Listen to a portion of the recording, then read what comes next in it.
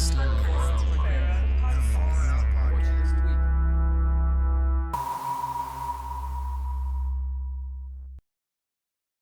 kids, it's me, James. Welcome to the Far Out Podcast. Now, you know on this show I love to wax poetically about music, movies, television, and so on. But for today, I wanted to bring on a guest that I feel could also do that to a certain capacity. I feel that we're going to play off each other really well. And his name is Jake. Jake, how you doing today? Not too bad. How are you? I'm doing all right.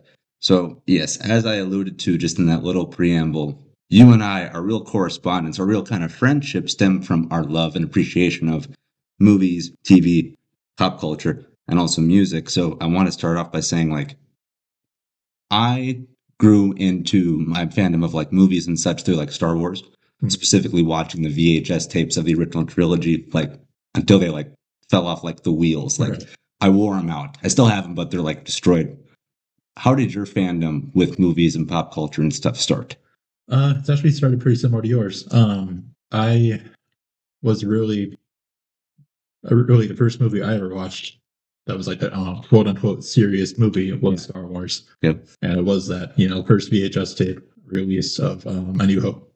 And that was something that really changed my life completely.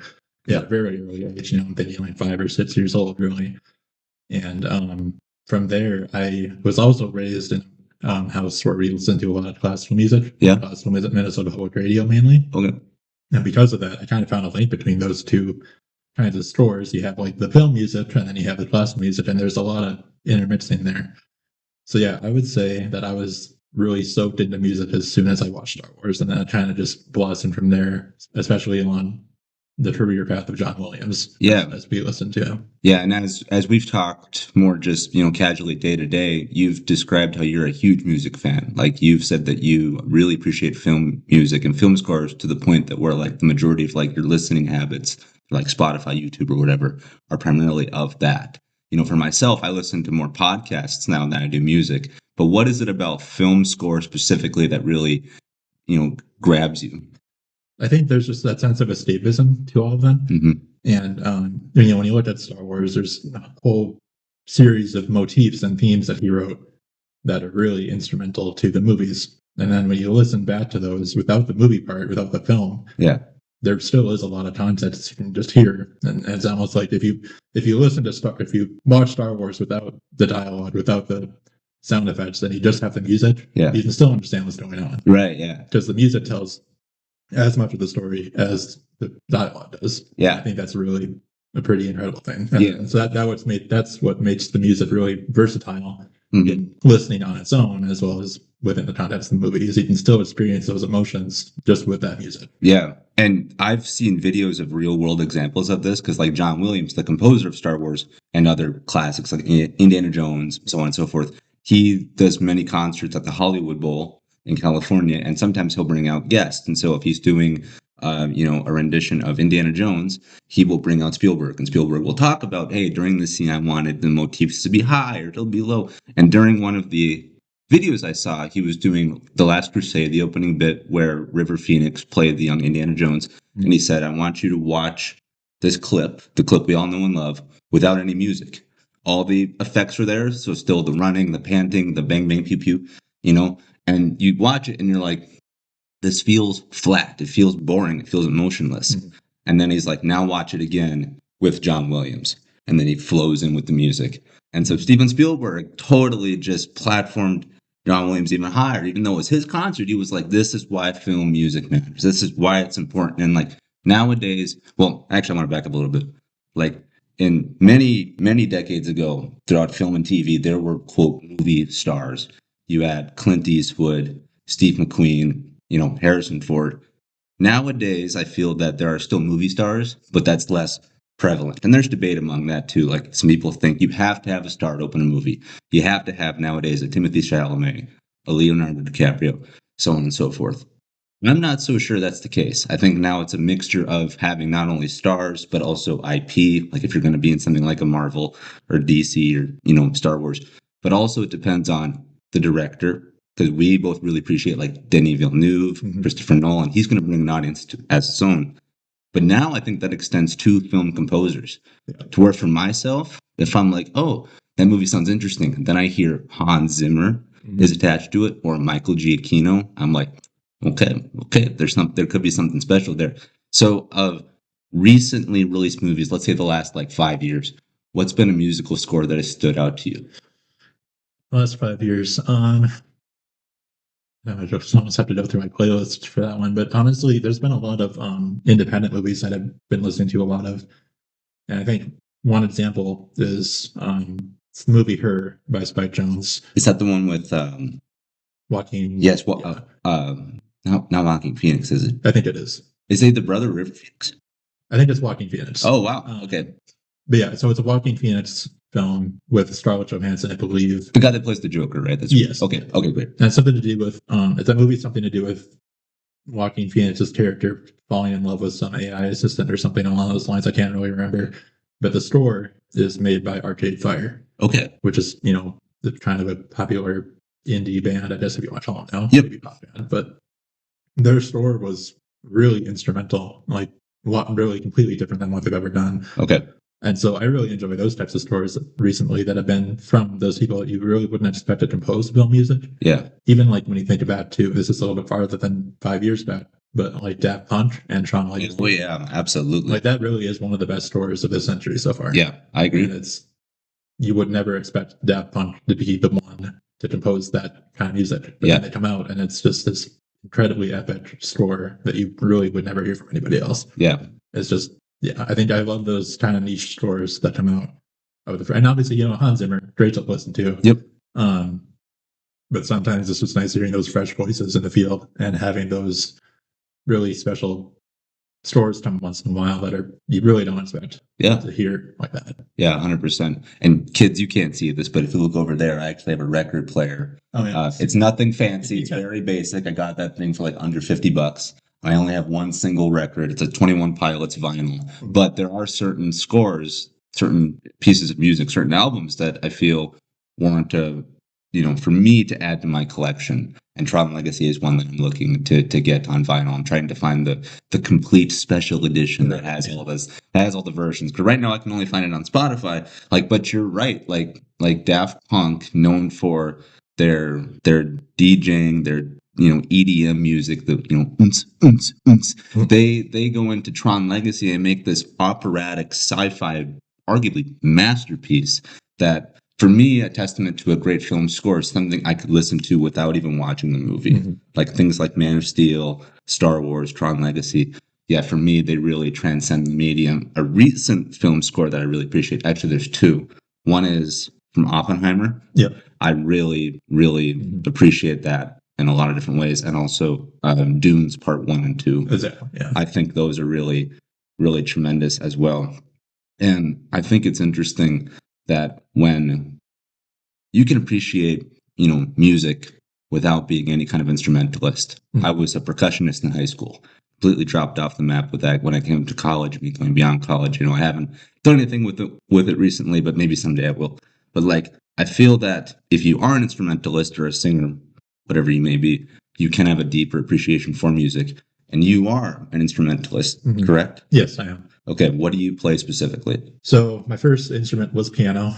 I started that when I was about 5 years old, and I've been playing ever since. Okay. And then I moved on to viola in about 4th grade, and obviously continued ever since. And then I also play, I'm going to do air quotes again, play guitar. Okay. Because I've been self-teaching myself over the past few years. But I would say my main passion for music comes from viola and piano, for sure. So what is the viola specifically? So the viola is a little bit of essentially a bigger sized violin. There's a little bit more depth to it physically. It's a little taller of an instrument, a little bit more breadth to it. Okay. And then it has a slightly lower string range as well. Mm-hmm. So the violin is the lowest string as a G, and then it goes up to a fifth to a D, A, E. Yeah. The viola gets rid of that E string and adds a C string to the bottom. So it's one set lower, 1/5 lower, and it's just a really rich sound. Compared a little lighter than a cello, obviously. Okay. There's just not that much space to make that much sound, but yeah, it is, at least the instrument I have is a very resonant one. So you can really feel that deep timbre or tom, whatever you call it. However you pronounce it. The deep resonance. Sure. Yeah. To the instrument. What is it about the viola that grabbed you as an instrument? Because, like, I think that, like, when people want to get into music, they're like, I want to play the guitar. Oh, I want to sing, or they want to do like the saxophone, or even something like the violin, something like that. For me, if you would have asked, is a viola smaller or bigger than a violin? I would have said, well, smaller. You just told me it's bigger. So, what about the viola reached out to you? So my family is all pretty musical, maybe except for my dad. But my brother played viola when he was, back then, and when he was in school, and then my sisters played violin and cello. So I was kind of like, well, should probably play an instrument. Yeah. But honestly, when I tried a violin, it just didn't really feel that. Like I didn't really feel the sound, and I think that's one thing I really enjoy is when you can actually feel the sound kind of within you as you're playing the instrument. And the cello, I just didn't want to hear a cello around me. Sure, yeah. That's just like, and the bass, like, no, I'm good. I'm good on that. But then when I listened to the viola, I was like, okay, this might be it. And it helped because after my training viola, I guess whatever you call it, the first viola I ever had, my brother I just used my brother's viola for a while until I got my own a few years back. Yeah. So yeah, then I really grew into loving that sound because it was such a resonant but portable sound. Sure. I really enjoyed it. Yeah. Yeah. Yeah, 100%. They're one of my favorite bands. Actually, my favorite band in existence right now is 21 Pilots. Don't know if you're familiar with them, but again, I have their record on vinyl, and they're known for being piano heavy, drum heavy, but also ukulele heavy. And at one point, when I was just a whippersnapper, I got a ukulele, and I wanted to learn, and I couldn't. And sadly, that's probably sitting in an attic somewhere. But I do feel that there is a drive for me to want to create. And when it comes to you learning an instrument and also just playing music already curated, do you ever have instances where you're like, I think I want to try to make something myself? I've dabbled in composing, especially the last couple of years. And even I've arranged some things for like when I play at church, and then every Christmas I've been arranging a piece for that might be like a choir piece, but for strings and piano. So that's been kind of fun to do. But I've been working on a couple things that are original, but there's a lot to it. I imagine so. Because like I'm writing a quartet, and I'm also working on something for a full orchestra, and those two are very different, beasts. Yeah. Because you have a string quartet, which is you only have to deal with 4 voices, but with a full orchestra piece, now you have like 70. Yeah. So it's been a challenge to learn that, and I never really received that kind of education in school. Sure. Because I started off as music performance at Concordia, but then I switched over to something else once I went over to MSUM. But yeah, there's a real challenge there. But actually, this last year, my brother, sister, and I all recorded an album of fiddle music. Hey. Because we had we came into ownership of our grandfather's fiddle, and we were just like, well, let's just maybe record some old fiddle tunes, from way back when, from my grandpa's time. So then we dropped an album, last November, December-ish, with like 10 or 12 tracks on it. Just last November, you did? Yeah. Okay, so very, very new then. Yeah. Well, that's cool. I want to check that out because on this podcast, in addition to talking about just pop culture and other things, I also like to dabble into music. Sometimes I'll do full-on album reviews. Did one for Katy Perry, as well as one for one of Logic's albums. And so I'll have to check out your album and do either an overview or a track-by-track breakdown. That sounds pretty cool. For sure, yeah. But that's awesome. So look, again, as I said, everyone I feel wants to, develop a sense of the crafts and the arts to, try to be famous. Like I said, people want to learn the guitar, learn to sing. And I did too. I thought I'm going to be a singer. If Justin Bieber can do it, then so can I. And I would try to write these lyrics. And I think this is impossible. I can't imagine trying to craft something for more than just one person. Yeah. Being myself. You're talking about creating something for a quartet, which is 4, correct? Correct. And then you're talking about going beyond that to a 70-piece orchestra. I mean, let's break this down for a bit. What's it like creating something or trying to create something for a group of 4 people as opposed to just one? Well, I draw a lot of inspiration from the classical music that I love, really. So because it's hard for me to develop a theme in my head that doesn't sound like John Williams or Tchaikovsky or Shostakovich or whoever you want. It's really hard to feel original when you have a huge background of listening material. So I think for writing a string quartet, I start with the violin, which is usually the melody. Yeah.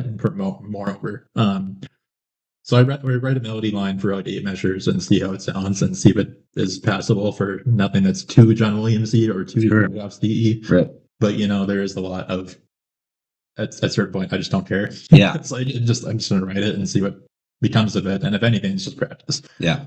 So it's a good idea just to write something out and practice it. And if it sounds like something else, whatever, at least you learn something. Mhm. That kind of approach to it. But then when you transfer to something like a full orchestra, I straight up am just trying to copy John Williams. Yeah. It's like I want to learn how he writes Yeah. too. So I might as well just practice it. And it's not like I'm going to record anything and try to stomp on his boots at all. But I'm going to, that's just something I'm just straight up trying to like. I literally listen to John Williams music while I'm composing that piece. Yeah. Because I want to emulate that sound as much as I can. Yeah. So I'm trying to do like a movie theme for like a movie idea I've always had for a while. And then kind of just go from there. Okay. That's fantastic. Yeah, and I think that honestly, like I get the idea that you want to try to be a original individual and not just copy and paste John Williams. However, if I ever made a piece of music and someone listened to it and they were like, "This sounds kind of like John Williams," like that'd be the greatest compliment I could ever receive. I think part of it too is I keep telling myself to be original, but it's so hard to be fully original anymore, especially with orchestral music, because there's so much out there now. Sure, there is a mountain and a half of music out there that sounds like everything else. Yeah. So like being original, I need to get out of my head that I need to be original because like I'm at the same time I'm paying tribute to somebody that literally made me like music. Yeah. So like I don't think there's really any issue with that. Yeah. Like John Williams, because again that ends up being a good thing. Yeah. Because it's John Williams. 100%. So keeping with the idea of composing for multiple instruments, like you said, sometimes 70 and upwards. Like I can't imagine that every instrument that's going to be a part of that orchestra. No. So I mean, do you just kind of write or format in terms of basics? Like, here's where the trombone will come in. Here's where, the violins will stop. Or are you really getting meticulous as to like, I want this type of register, this type of sound. I want it to last for 3 seconds as opposed to 8 seconds. Like, how detailed do you get into that process? Well, I start with pretty broad strokes. So I start with a melody. So like right now I'm starting with just like a theme for the trumpets. Again, very John Williamsy. Yep. So I start with a theme for the trumpets and I kind of think back. I've listened to it a few times and like, I think what would sound good in this situation? Yeah. Should I add in a timpani? And I do, and it sounds great. I'm like, okay, fantastic. Yeah. And then I'm like, should I add some string stings in there? And I do, and that sounds pretty good. So I kind of build it out section by section. I don't get too specific with it, but I mean, I'm sure at one point I will be. Yeah. But I'm very broad stroke right now. Okay. So what's your end game for this? Like, are you just making it just to make it? Or are you hoping to record it and sell it? Or are you hoping to have it played live, like around like the country? Like, what's your goal with this? I never really won about having my own stuff performed. I think I'd rather just say that I composed something. Sure, I think of course. Plenty, I think that's good enough for me. It's just compose it, throw it on a MIDI file, and throw it on YouTube and see what happens with it. 100%. And yeah, there's something very real, very genuine about that, and that's kind of like what on a much larger scale. That's kind of like what George Lucas has said to have been doing since he's quote like retired. Yeah. But he has like. He's got ILM at his fingertips, and he has a whole movie studio in his backyard. Like, I'm sure he's making stuff and just, putting it on a shelf. Yeah. Like, that was a good day at work. We'll probably never see it. But the fact that he has the ability to do that and just say, okay, that was a good day at the office. Like, that is totally enough. So that's great. Very selfishly, I'd want to hear it, So I hope you do, when you do finish it, I hope you do like a limited screening or like, hey, here's the premiere, one night only. I'd go check that out. But you've also mentioned too that in your playing, you've been a part of some orchestras yourself, correct? Correct. And where have you played and what have you played before? So I basically started in middle school with orchestra. Or fourth grade, but I wasn't really in an orchestra until 6th and 7th and 8th and all that. And then I moved over to the high school orchestra where I was a member of the chamber symphony or chamber orchestra there, which I think I was first chair in that section, which was but that was a new experience for me. And then I was actually selected for a couple of all-state orchestras, which are kind of the best that play in Minneapolis. Okay. So I did 2 of those. I think I did 2 of those in middle school as well. And then, when I was at Concordia, I was in the Concordia Orchestra for 2 years, and then did some touring with them as well. And then finally just ended up at MSUM and finished out there. And then I've been playing with MSUM ever since Okay. I graduated. What kind of music do you play then? With the current orchestra, it's a lot of kind of simpler stuff, I'll say, just because of the orchestra isn't a lot of majors. There's not a lot of music majors in it. Yeah. And we only meet once a week. So we really don't have that much rehearsal time. Okay. So we do a lot of kind of like stripped down versions of music, which is just fine because I don't need anything too challenging. I just play, really. That's all it ends up doing. But when I was at work in Concordia, that's when we did a lot of the serious stuff. Yeah. Like the symphonies and Brahms, Tchaikovsky, you name it. We did a lot of it there, which was that was really fun to play, and to be part of a full orchestra that was with brass, with percussion, all that. That was really been special. Yeah, because I was so used to just playing in string orchestras. Yeah, and now when I was up in Concordia, I was like, okay, now I'm actually hearing the brass blow my ears out in the back of the section. And so that was a really fun experience to be able to tour and play with them as well. Yeah. At any of these performances, have you ever gotten a chance to play any music from movies? A few, yeah. Not as many as I would have liked. But for sure at MSUM, the past couple, we played a couple movie themes here and there. Okay. Of course, they're arrangements, so they're not super complicated because we don't have the brass, we don't have the percussion anymore. So there is a lot of opportunities to play more movie music there, but it doesn't quite sound the same because again, there is no brass, there is no percussion, so it's a little like elementary, I guess, in a way. But, what movies have they been? So this past concert we played, it was something to do with classical music from movies. Okay. So we also threw in a piece from Chamber of Secrets, John Williams, and then a piece from The Force Awakens, again, John Williams. Wow. So, and the Force, there was the March of the Resistance from Force Awakens. Uh-huh. And that sounded really good. It was a really well done arrangement because you could hear all the parts in there, even though it was just strings. Yeah. And then we were able to add in percussion as well to that. Okay. So it did sound really nice. And then the rest of the concert was classical music that was, used in movies. Yeah. Stuff like the end of Alien, the Herbert Howell's Second Symphony was used at the end. Oh, interesting. Fun fact, without him knowing it. Oh, really? And he decided to not pursue legal action against it. But okay. Yeah, it's kind of fun to play a bunch of different music that you're like, oh, I didn't realize this was in that movie or something like that. Yeah. What was it like playing anything related to Star Wars? It was good. Again, like I said, there is a little bit of a lack of the brass sound, obviously. So it was a little lacking, but you can still hear just how well those pieces are written. Yeah. Because it's, March of the Resistance is actually a really classical piece when you think about it, because there's like a fugue in the middle of it where one section starts playing something and then another section follows later playing the same thing, and it somehow works out. And then there's it's just a really intricate written piece, and it's really fun just to be able to play something that complex. Oh yeah, I mean, what an honor, what a privilege, and especially to have it sound good. Yeah, 100%. To sound so good that they removed the live stream because it was a top list. So I take pride in that one. Yeah, I would too. I would hang that medal on my chest all day. It's interesting though that you said that you played music from the Alien movies, because those are, when I think of those movies, I don't think of their music. I think of the creature, the xenomorph. Think of Ripley. I even think of like the mech suits or the weaponry, and then 10, 11, 12. Oh yeah, there's music there. Right. So like what was it about the Alien music that what was it about it that stood out to you? But then also, why did that go into the selection to play that? Well, I think so.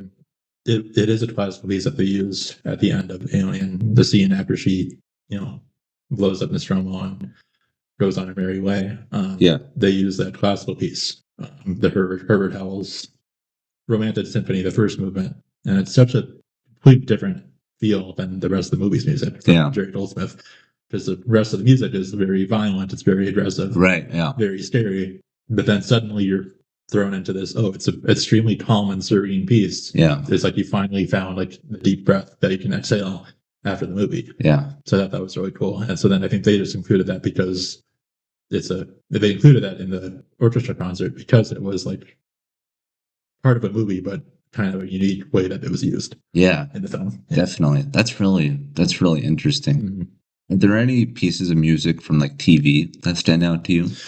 Obviously, a lot of Star Trek. Comes to mind for sure. You're a big Star Trek fan. I'll have to talk about that a little bit. I would say the theme from Deep Space Nine has always been one of my favorites. Yeah. TV themes ever written, along with like the West Wing. I would say Uh-huh. I was up there. So I don't listen to as many TV soundtracks as I should. But honestly, usually the ones I try to listen to aren't even available anywhere Sure. because that just happens now. Yep. But I do listen to a lot of music from the West Wing and obviously Star Trek.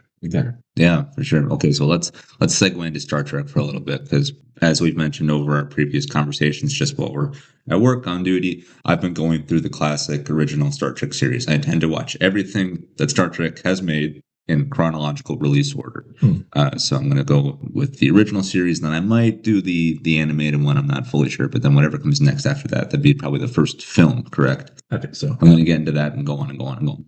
But yes, I'm very much looking forward to getting to the next generation of Star Trek because that's where I grew up with it because I was watching reruns of that on TBS because there was like a 1 hour to 2 hour block. So it'd be either one episode or two episodes. It was really awesome. So my fandom from Star Trek grew just naturally finding it on TV. You talked about finding Star Wars originally on VHS tapes. How did you come to Star Trek?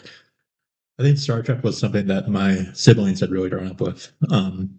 And they were watching it. So usually I would just I don't even remember really watching it that early, but I'm sure I did, where I watched a couple here and there when I was a little kid with my siblings who were watching at the time. But I think now, when I think back on it, that my first exposure was also Next Generation. Yeah. Because that's what they were watching, because it was on when I was, 5 or whatever. But I didn't really fully grow into the franchise until I think First Contact. Okay. And obviously watched it watched it a few years after it came out, because otherwise I would have been 2 years old then, I think. Sure. But I really liked that movie, and then I kind of blossomed from there. And then I was like, "Oh, Deep Space Nine is this? What's this?" And then Deep Space Nine became my favorite Star Trek. So, yeah. So you and I both kind of started in the next gen era, at least. I've assumed you've gone back, checked out the original series and all that. Not all of it, but yeah, most of it. Okay, what's your thoughts on the original series? Because like the Next Generation truly is. I mean, it's not just a next generation of like actors, but also, and not only just fans, but literal technological evolution. Like the effects are much better. And, no discredit to Star Trek or to Gene Roddenberry or Paramount, love you, big fans here at the Far Out Podcast. But like you go back and you watch the original series, I mean, it looks like it's like a high school play. That's it. Like there's stuff made out of cardboard and plaster. And, the fights are literally physically slow because they didn't have much time for choreography, nor were their cameras really advanced. You can't do the whole, Batman, type stuff. So for me, there's an absolute charm and campiness to it that I just appreciate because I feel like I'm taking a trip back in time and just watching people with just a hope, dream, and vision turn this into reality. How do you view the original series, especially in the time that we live in now, where like we're in the year 2025, everything has incredible special effects?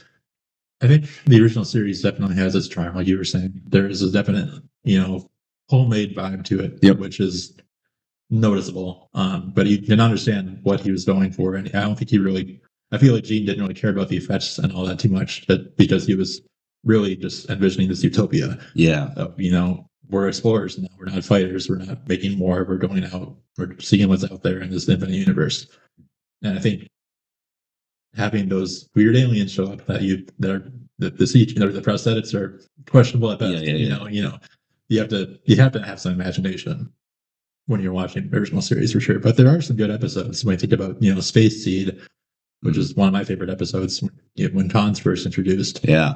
That's a great episode. There's, and then they have those weird ones where you can tell that they're trying to save on budget a little bit. Oh yeah. Like is it the one, I forgot the name of it, but it's where, it's like they come across the planet where some other ship had left some book about the Chicago mobs of the 1920s. Yeah. And then their entire society is suddenly the Chicago mobs from the 1920s. Yeah. And I'm like, okay, there's, they're just filming probably downtown somewhere.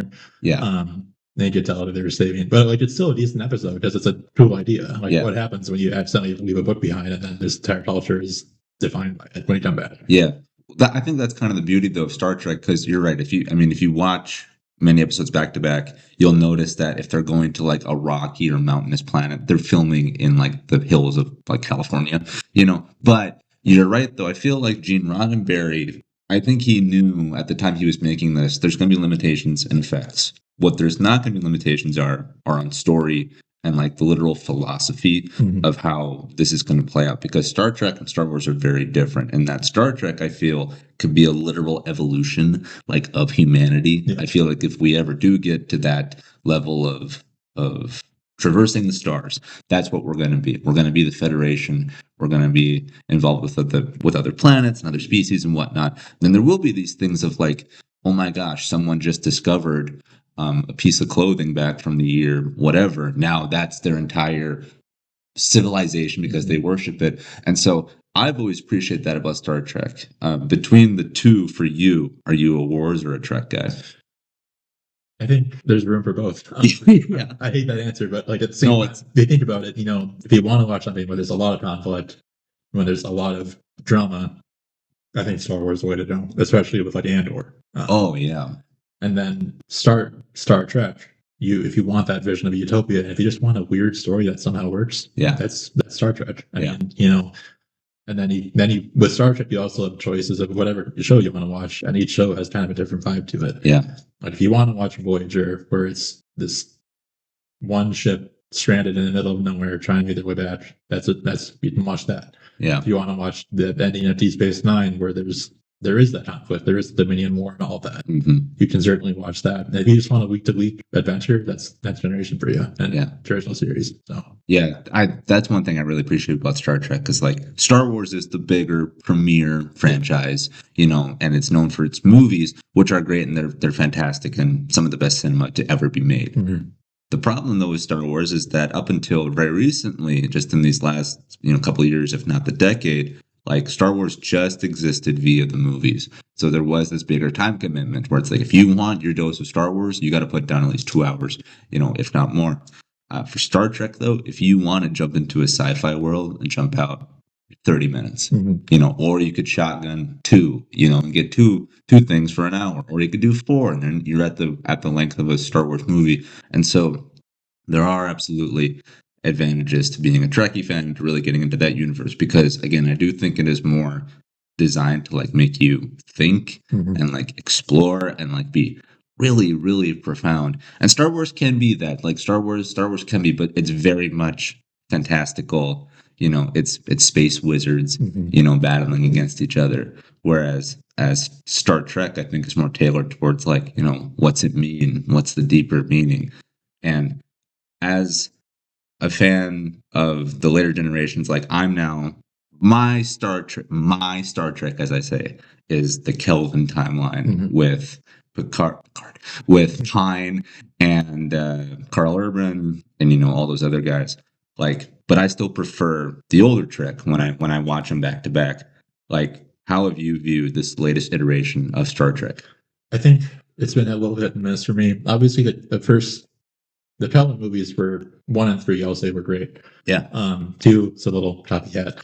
I like it. I think 2 is like 2 looks good. I'll say that. It's gorgeous. I feel like the mirroring at the end of 2 with the Wrath of Khan ending, but just switching the roles was a little much. Yeah.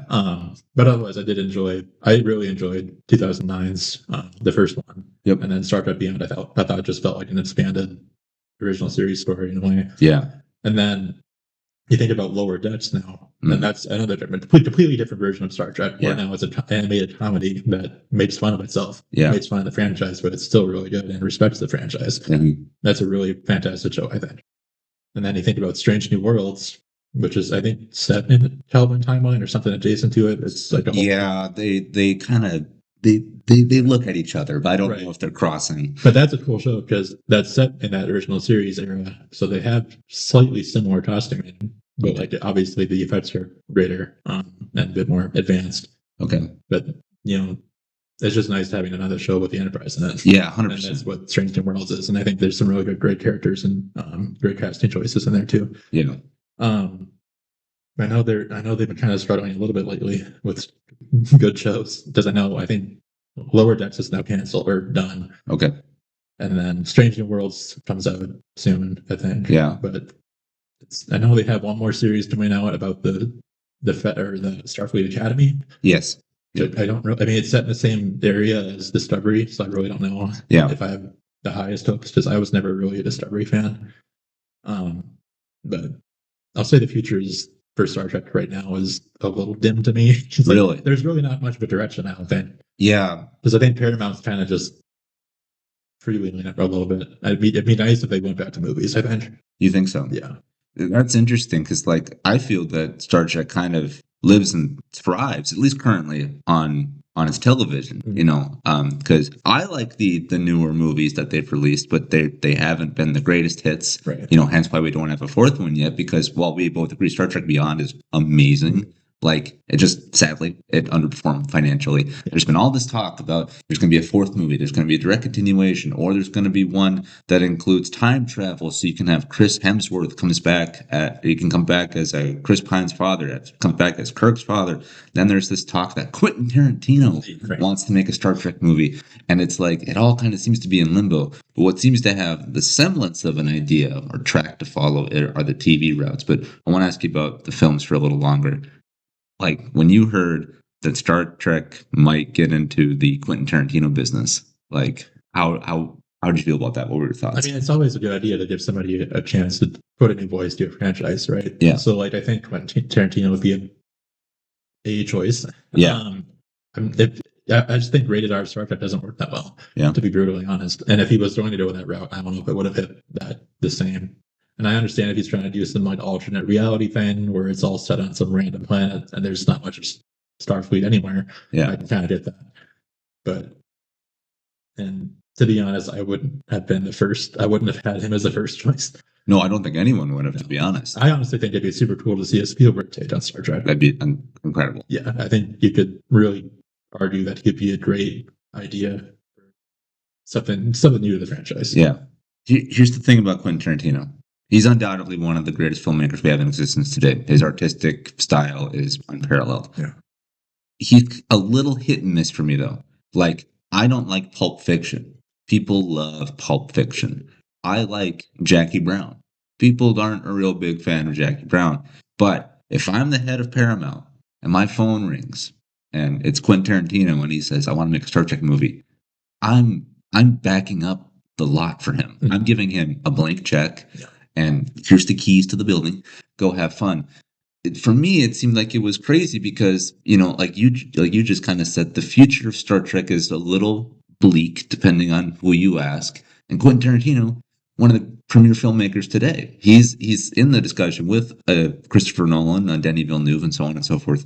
And the fact that project died off, I mean, for me, I think it was a huge missed opportunity. Mm-hmm. Whatever it was, whether it was the kind of the 1920s gangster aspect, because that was an episode that he personally loved, whether it was incredibly rated R, whether it was something just completely wacky and zany, who knows? But I don't know. I feel we really missed out on getting to see that. So I don't know. Like, I would love Spielberg to come play in the world of Star Trek, but like, I don't know what they have cooking, but I hope that something happens soon. If you were given the keys to the Enterprise, though, and to the franchise as a whole, what kind of story would you want to tell? Honestly, I've always wanted to see a movie set during the Dominion War. So bringing back those really classic starship designs from the 90s, you know, the Akira class and all these other different, really unique classes. It'd be really cool to see something focused on like a small team of cadets or something in the middle of the Dominion War on the front lines. Yeah. And obviously that's not a very Star Trek story. But again, it's another angle that you look at. Yeah. Because you think about, there's this one episode of Deep Space Nine, The Siege of AR-558, I think it's called, in season 7, maybe. And it's straight up, there's no utopia anywhere. It's on a planet that's at the front lines, and it's just with an army. Or the story is following a group of military members of Starfleet, which is weird to say, military Starfleet. You don't really see that anywhere. Yeah, and then you know, I think if you had a movie in that kind of timeline in the Dominion War era, adjacent to Deep Space Nine, I think that'd be a really interesting way to, like, not only bring back the '90s kind of nostalgia, but with those great costumes and all that. But yeah, just have a good opportunity for a really deep story in an area of Star Trek that's only really been explored in 1 or 2 series. Yeah. Do you think Star Trek? You kind of just said this just briefly in that great answer, but like, do you feel that Star Trek is kind of tailored to be a quote action franchise? Because like with Star Wars, we've got blasters, lightsabers, TIE fighters, oh my. Mhm. With Star Trek, it's very modeled, I'd say, after like naval combat, where it's all about maneuvering, all about positioning. Can we see them? Can we not? Did we miss? Did we hit? Like for Star Trek, do you think that's kind of a quote detractor of it? Is that it's not this when you think of Star Trek, at least for me, when I think of Star Trek, I don't think of action. Is that, do you think, an issue with the series? And do you think that a take like you just provided, or something like Tarantino could/should inject more action into the franchise?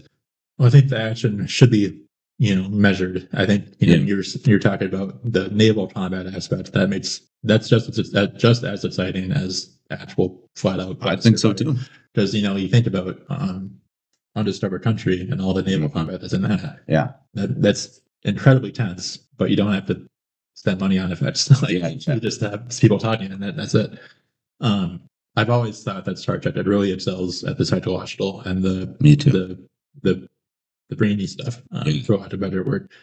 But I think you tell really powerful stories, and I think some of the best episodes of, again, Deep Space Nine don't have any action at all. I think they're the ones that are really interpersonal, and tell those really interesting stories that are in situations that you would never imagine anybody being in. Yeah. But then through those stories, they tackle really deep issues that are relevant to today. Yeah, I think so too. I think Star Trek is really just this canvas to tell these deep stories that can pull on things from the past, things from our present, and things from our future. Yet, like when they kind of get into more the basic storytelling conventions, like you look at like the Borg, essentially it's their version of zombies. Yeah. It's kind of, but I think they do it amazingly because they're not just mindless automatons. Like they adapt.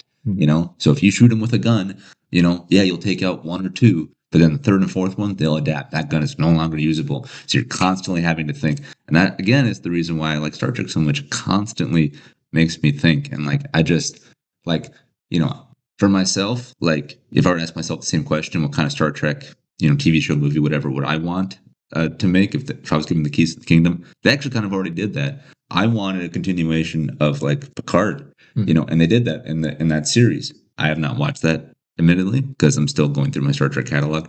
I've heard season 1 Star Trek was all right. Season 2, not so much. I heard season 3 though of Picard was incredible. Now, as someone who has seen it, can you explain to me, for someone who has not seen it, why it is incredible? Season 3 is great because it does bring back the entire original cast. Really? It does, yes. Including Wesley Crusher? No. No, he's in the 7th season, I think, for real? one random scene. Yeah, that's great. Yeah, I think you have a little bit of that old chemistry back in season 3.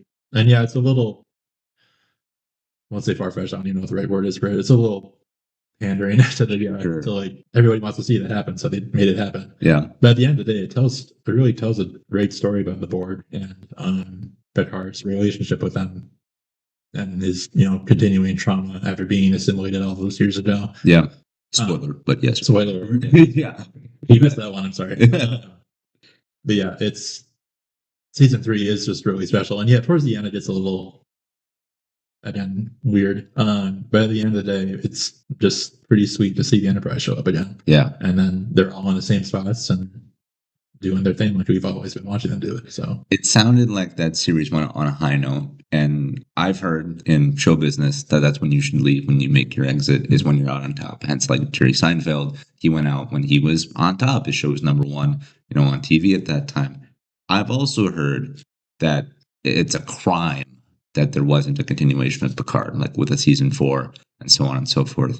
Do you think that with the way Picard season 3 ended, with the way it was formatted as a great season of television, do you think, they're right, let's leave and move on? Or do you think, no, this is really good, this is where Star Trek should continue? Well, I know that they had talked about doing a Star Trek Legacy show, which would have been the same creator and showrunner. And obviously probably Picard wouldn't be in it just because age and all that. Yeah. But I think that they were planning to do a show continuing with 7 and all those characters, the younger kind of generation, with a new ship and all that. Because they do tease a new ship at the end of that season. Yeah. But I think honestly, there's such a high chance of it failing nowadays. Really? Where I think it might have worked, but I think it's past. Like people just forgot about that season already. I think it's been a little bit too long to gain interest in that again. And the legacy characters are great to see, but I don't know. I think that the real Star Trek needs a chance to set something with completely new faces everywhere.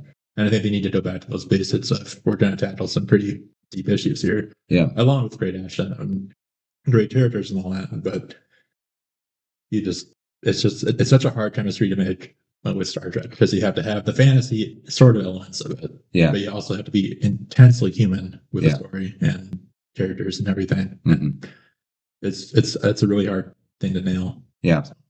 Yeah, it's interesting because, again, as I just described, Star Trek is this really great platform, and like you said, you feel that they need to move forward again to new things, which I agree.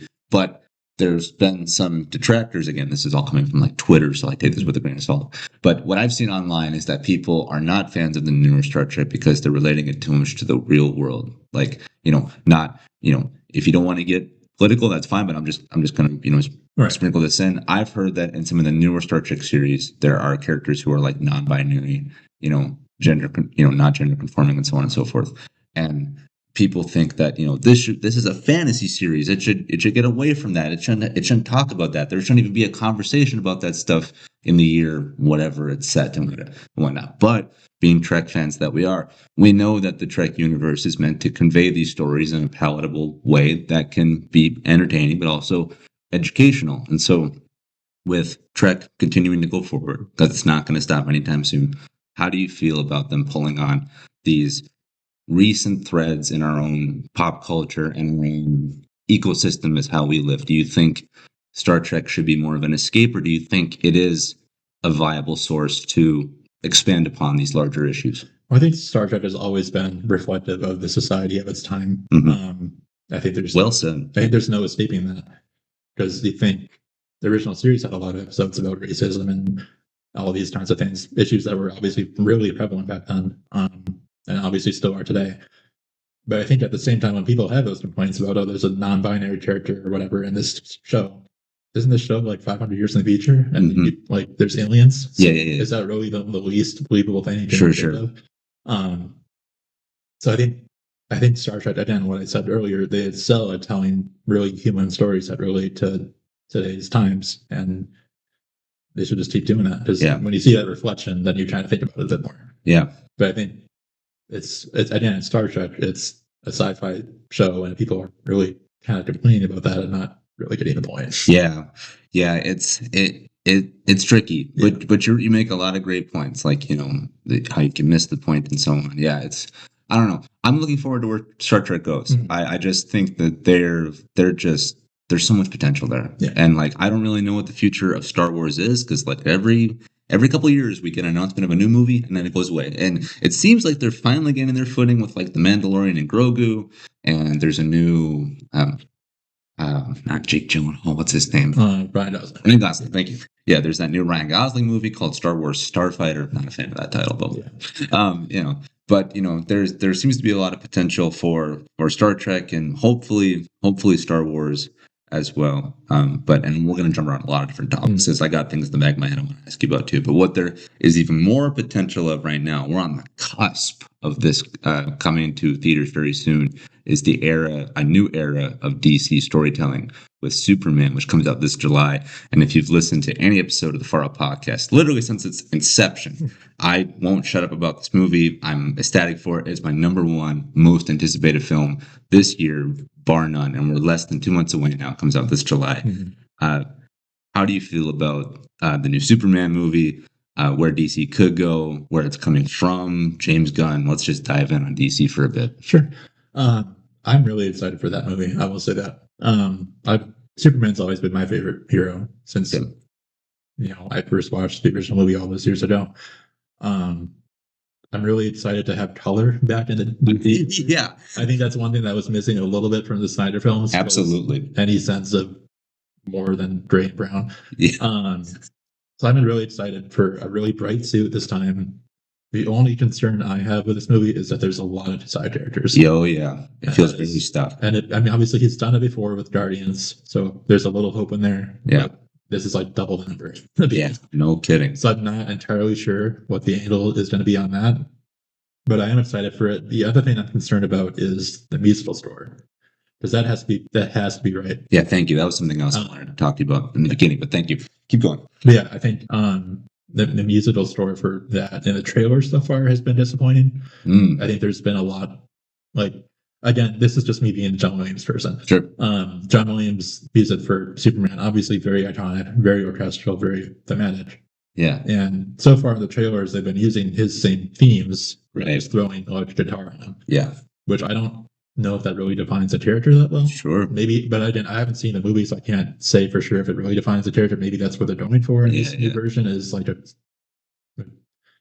guitar version of the Superman theme. I don't have a good feeling about it, but we'll see. Yeah.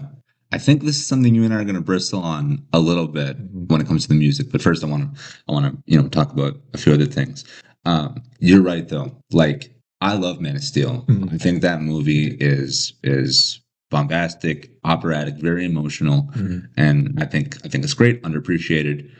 But you're right. Those movies are literally like dark, and not just in terms of storytelling, which they also are there, but like their color palette is muted at best. It's a wall. Yeah. It's a wall, whereas you're right. You look at the Superman trailers, there's color galore. Like, everything is bright and set in the sun, and the sky is blue and the grass is green, and there goes his soaring red cape on by and whatever. So yeah, on that frontier alone, they're succeeding, because like my mother, for example, we see all these movies together, all the Marvel, all the DC stuff. We go to the movies together. That's what we do. Father and sons play catch. My mother and I would go to the movies. Shut up, my mom. But she has not seen Batman versus Superman, which is crazy, because you tell anybody on the planet there's a live action movie called Batman versus Superman. Do you want to watch it? They should be like, oh my gosh, yes. They should be ecstatic. My mom, she looks at it and she's like, no, it's too dark. Like, it's too weird. It's too creepy, too existential. Like, that's a problem. Yeah. Like, if you can't get people to come out for Batman versus Superman, like, you're doing something wrong. Exactly. Yeah. But my mom looks at the new Superman coming out and she's like, looks like fun. And I think this movie's going to succeed on a lot of different ways, because I believe it's going to get closer to a 4-quadrant film. I think you're going to get the super fans like you and me. You're going to get the stragglers who just walk into a theater without any rhyme or reason. Then you're also going to get families. I think you are going to get families. I think that's why they have Crypto the Super Dog, because who doesn't love dogs? Yeah. And so who doesn't love, a crime-fighting dog? You're going to get kids galore. So yeah, I'm really, really excited for that. I'm excited for the future of DC, because I think they're doing a complete 180 as to what came before, even though I like some of the former DC stuff. But you're right. You and I do share similar concerns about the movie, because you're right. We have Hawkgirl, Green Lantern. We got, Lex Luthor, Metamorpho. We've got Mr. Terrific. We've got all these characters in a movie, quote unquote, called and set and starring Superman. And there's all these ancillary characters. It is a tall order. It is. But you're right. James Gunn completely hit the ball out of the park, in my opinion, 3 times in a row with Guardians of the Galaxy. And then I liked his Suicide Squad. Didn't love it, but I liked it. I think it was good. I think it got him the job with Superman to begin with. But now, in regards to the music, okay, let's talk about this. Yeah. So, for me, you're right. John Williams is one of the greatest composers, if not the greatest composer to ever work in the business. I think part of the reason why he is so significant is that you could literally hum or sing the melodies and the tones of his themes wherever you are. You think of Indiana Jones, dun dun dun dun dun dun. You think of Superman, bum bum bum bum bum bum bum. Some would argue, I can't do that for Man of Steel. Right. It'd be like, Man of Steel it's so heavy, so dramatic. But some would argue that the reason why they're pulling on the John Williams thread so hard is that isn't just the theme for the Christopher Reeve movies. That's the theme for Superman. Yeah. Like, that's just the character's theme. So for me, watching the trailers and hearing that version of the theme that is classic, but then you're right, has that guitar riff, I'm cool with it. In fact, when I heard that, I was like, that's genius. I was like, that's genius. Because you're not copying, pasting. Well, I mean, you are. Then you're putting a filter over it. Right. You're adding the guitar elements. So I was like, that's great. You, though, seem to kind of bristle at that. And again, if they're just doing that for the trailers, totally fine. Yeah. Whatever. I get if it garners interest for the film. I just feel like an electric guitar maybe the wrong definition for the character. I could be wrong though. Okay. Again, it depends on how the character's portrayed, because I really besides the latest trailer, which is great, I haven't really seen much portrayal of him as a character. But I think, if they want to go that route for the evolution of the music and of the character, and I agree with you, I think that theme is just Superman's theme, and that you can't get rid of it. Right. Hans Zimmer tried, and he did pretty well. I love it. I did love that score too. But I think, and I mean, it just depends on James Dunn's style too, because I know, like, even the music for Guardians of the Galaxy relied a lot of that on that, that pop music, that rock music, which we'll see if he does any of that in this one too, which I'm sure he'll throw a couple in there. Oh, I'm sure. But I'm very hesitant on the music, but we'll see. Yeah. Again, I'm going to withhold judgment until I see the movie. But I know they released the 2 trailer tracks as like the Superman theme, trailer version, whatever. Yeah. So trailer version gives me a little bit of a hope when it says that, but I really don't. So. Yeah, I've listened to those trailer tracks as well in isolation from the actual clips themselves, and I think just from a literal business perspective, like, they hired a composer. Yeah. He must have composed a new theme. Right. But I think that they being Warner Brothers, I think they realize we're kind of coming off the back foot with all our previous DC stuff. We got to get people back. What do people love? John Williams Superman theme. So I think they're just kind of going back to that wheelhouse. But yeah, you're right. There are aspects of the film that make me nervous. Like, even though I'm really excited, like, the idea that James Gunn's making a Superman movie, crazy. Like, he's not my first choice. Granted, I'm not in the business, so like, no one should listen to anything that I have to say when it comes to that stuff. But like, when you heard that James Gunn was not only the writer director of Superman, but now the head of DC Studios, were you like, fantastic, that's my guy, or were you like, I don't know? I could see him being the leader of DC. I never really saw him being a director of the movie, but obviously he's got a lot of passion for the character. And obviously, if he's got a lot of passion, that means he's doing something right. Yeah. But again, we'll have to see. I don't really know who should run DC. Because I don't know if you can really put a whole universe like that into one person's hands. But obviously, it worked with Kevin Feige, or whatever his name is. Kevin Feige. Yeah, and then with Marvel. So if James Gunn's the person for that, then so be it. But I guess we'll just have to see.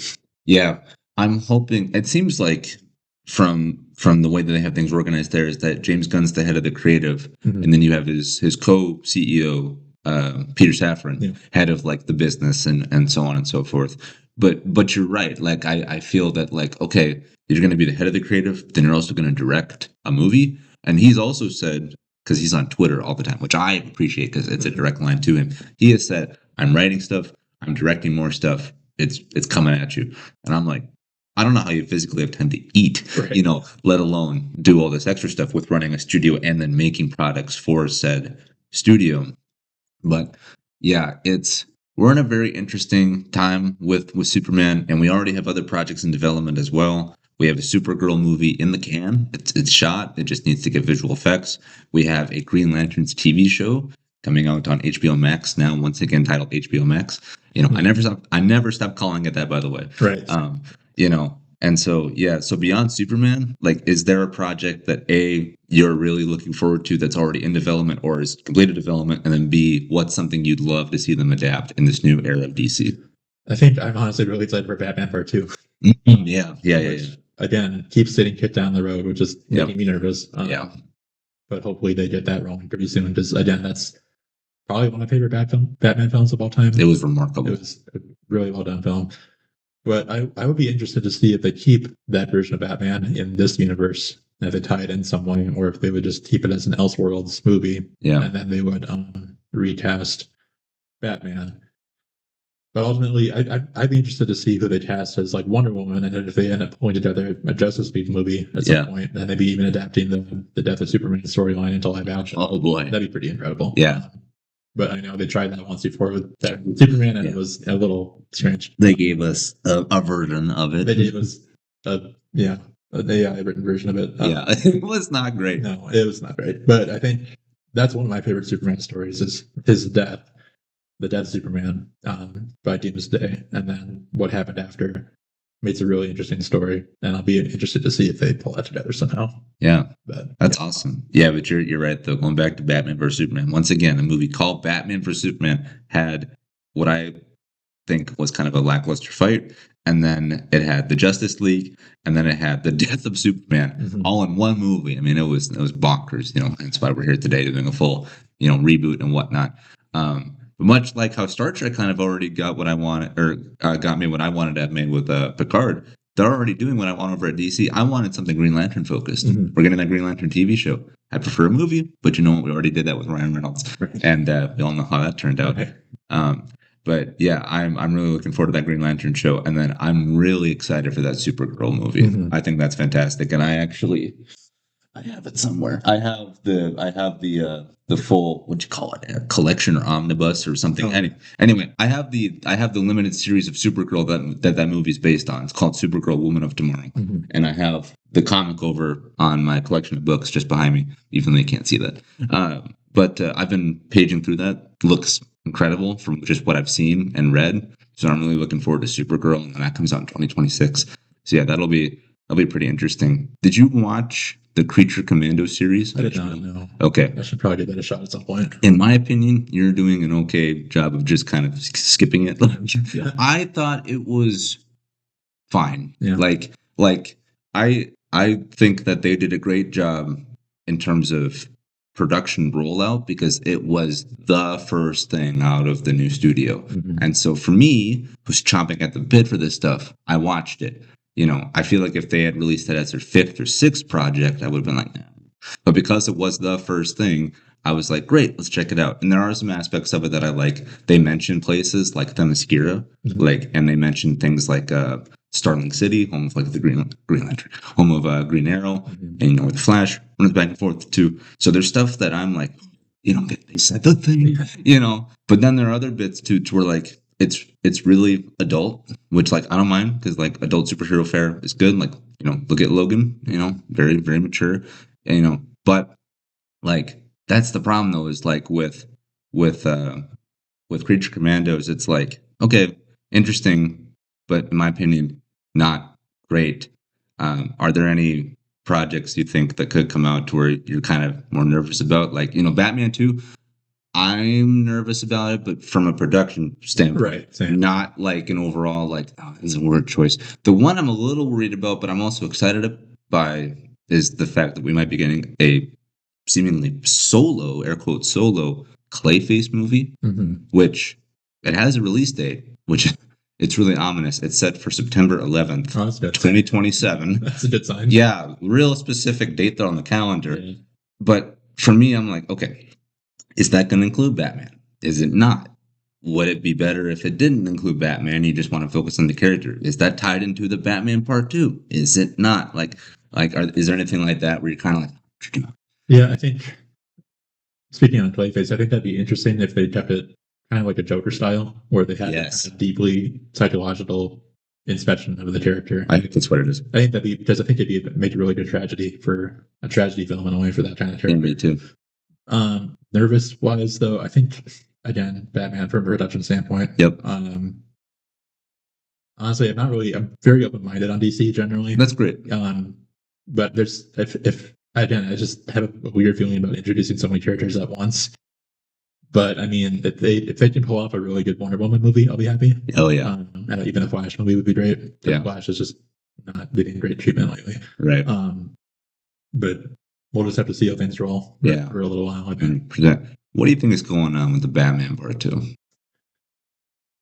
Must just be a lot of rewrites. I don't know. You think? I know Matt Reeves is still writing the script or something for it. I think I think I saw something on Twitter where he had to get a script in by the end of May. Yeah. What that means, I don't know. So honestly, like when you have so many years between movies, it starts to get a little bit questionable. I know, right? Timing wise and interest wise too. Absolutely. But again, it'd be criminal if they didn't give a sequel to that movie. Yes, it was really one of the best shot and directed movies of all time. I think. It blew me away for sure. Yeah. And I went in with a little trepidation on that too because I was like. Robert Pattinson, Mr. Twilight. Yeah. I was like, he's Batman. I was like, okay. Until I sat in the theater. I was like, show me what you got. And then they did. And I was like, For me, it was that opening scene. Oh yeah, with the music and the really foreboding atmosphere, and talk about that monologue that he says is such a perfect embodiment of the character. Yeah. After those first like 5 minutes, I was like, okay, I'm in. Like, I need to see 3 of these right now. October 31st. Yeah. The streets are crowded for the holiday. Yeah. It's such a good scene. Yeah. And then even like my favorite sound I've ever heard in a movie theater was when the Batmobile turned on. Actually down at Ultra Screen. It was such a cool sound. And that's one of the things I really love. Besides the music, there's just sound design in movies, and especially in like the Ultra Screen theater, hearing that really kind of like Viper whine. Yeah. It's really awesome. The engine literally screamed. Yeah. That's such a perfect like Batmobile. It was like just a souped up turbocharger. Yeah. It was pretty sweet. Yeah, it was pretty phenomenal. Yeah. Do you have I want to ask you so many questions. I got to keep this in the back of my mind. Do you have a favorite Batmobile? Probably be the Tumbler. Yeah. Yeah. I think it's very grounded but realistic. Grounded but also fantastical Batmobile, where it's got the cool gadgets and it's got the little bike tucked away in it. Yep. But it's also just a beast to drive, and it's actually something that they made and could drive around. That's pretty cool. But honestly, even the Batman's Batmobile is really cool too. Yeah, where it's just like a souped up version of a sports star. Yeah. I grew up on the Tumblr, the Christian Bale iteration of Batman, and I've actually been thinking about doing a rewatch of that trilogy. Yeah. Like I should do that. It's been a while. But yeah, so I love the Tumblr for nostalgia reasons, but I also love the 1988 original version with Michael Keaton.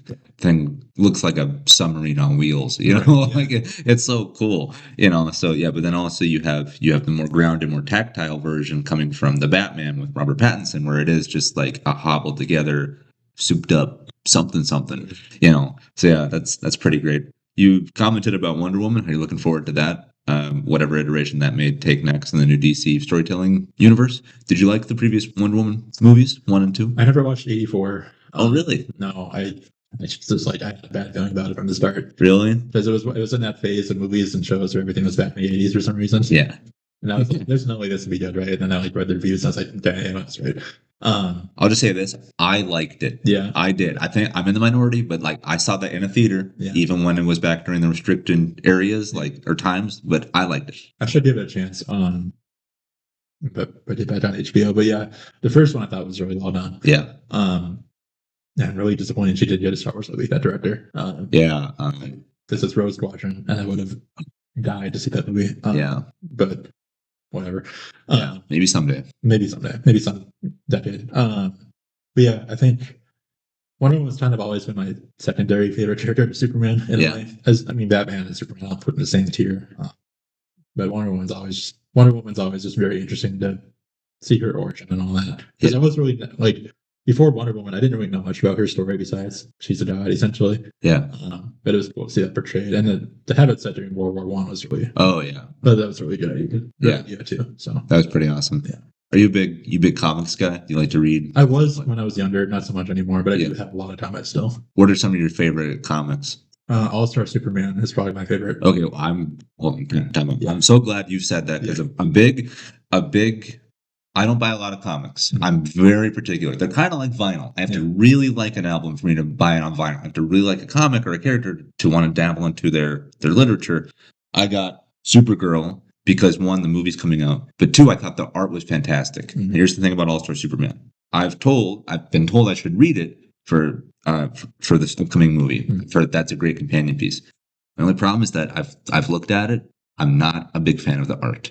Yeah. I'm trying to convince myself to like the art. So for you, someone who has read it, who has it, and you're hearing me talk about how I'm not the biggest fan of the art, like, is the story worth checking out, like, beyond whatever trepidation I might have regarding how it's literally drawn? I think that's the closest version to a perfect Superman characterization you could see. Yeah. Wow. In my point of view, I think it's just like, and I think that they are using that as inspiration for this version of Superman coming out in July.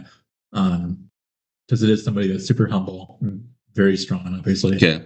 But yeah, I would definitely say, the art's a little strange, but it's also got a nice little charm to it. Okay. And I think beyond just this, it tells a great story because it's about Superman dying from natural causes. Spoiler alert, sorry. But yeah, it's just, I think it has a really great embodiment of the character that if they pull that off with the new movie, it'll be I'll be sold on it. You might have just sold a copy then of the All-Star There you go. Superman. So I appreciate that. Yeah, for myself, some of my favorite comics come from the world of Batman. Dark Knight Returns, Yeah. phenomenal. The Killing Joke, just as that's own standalone thing, great. Watchmen, I mean, come on, like there's big stuff like that. But I'm looking to expand my catalog, and I've really enjoyed picking up that Supergirl one. So yeah, I might have to check out All-Star Superman. What did you say earlier? You said you were interested in Batman, Wonder Woman, and was there another character? Just I like the Holy Trinity, as it were, the Right. Batman, Superman. Yeah. You said the Flash. That's Flash. Yeah. What were your thoughts on the Flash movie? Had a charm to it. It did. I reasonably enjoyed it. Just the ending made me not like it anymore. Okay. The ending was really bad. You think so? I think it was just kind of they're just trying to throw things in there to make it look like, hey, we're DC now. Like we have a universe. Yeah, we have a universe suddenly. Yeah. But I think when I threw in like those random bubble universes of like the very old Batman and very old Christopher Reeve Superman, which is I don't know why they deepfaked that.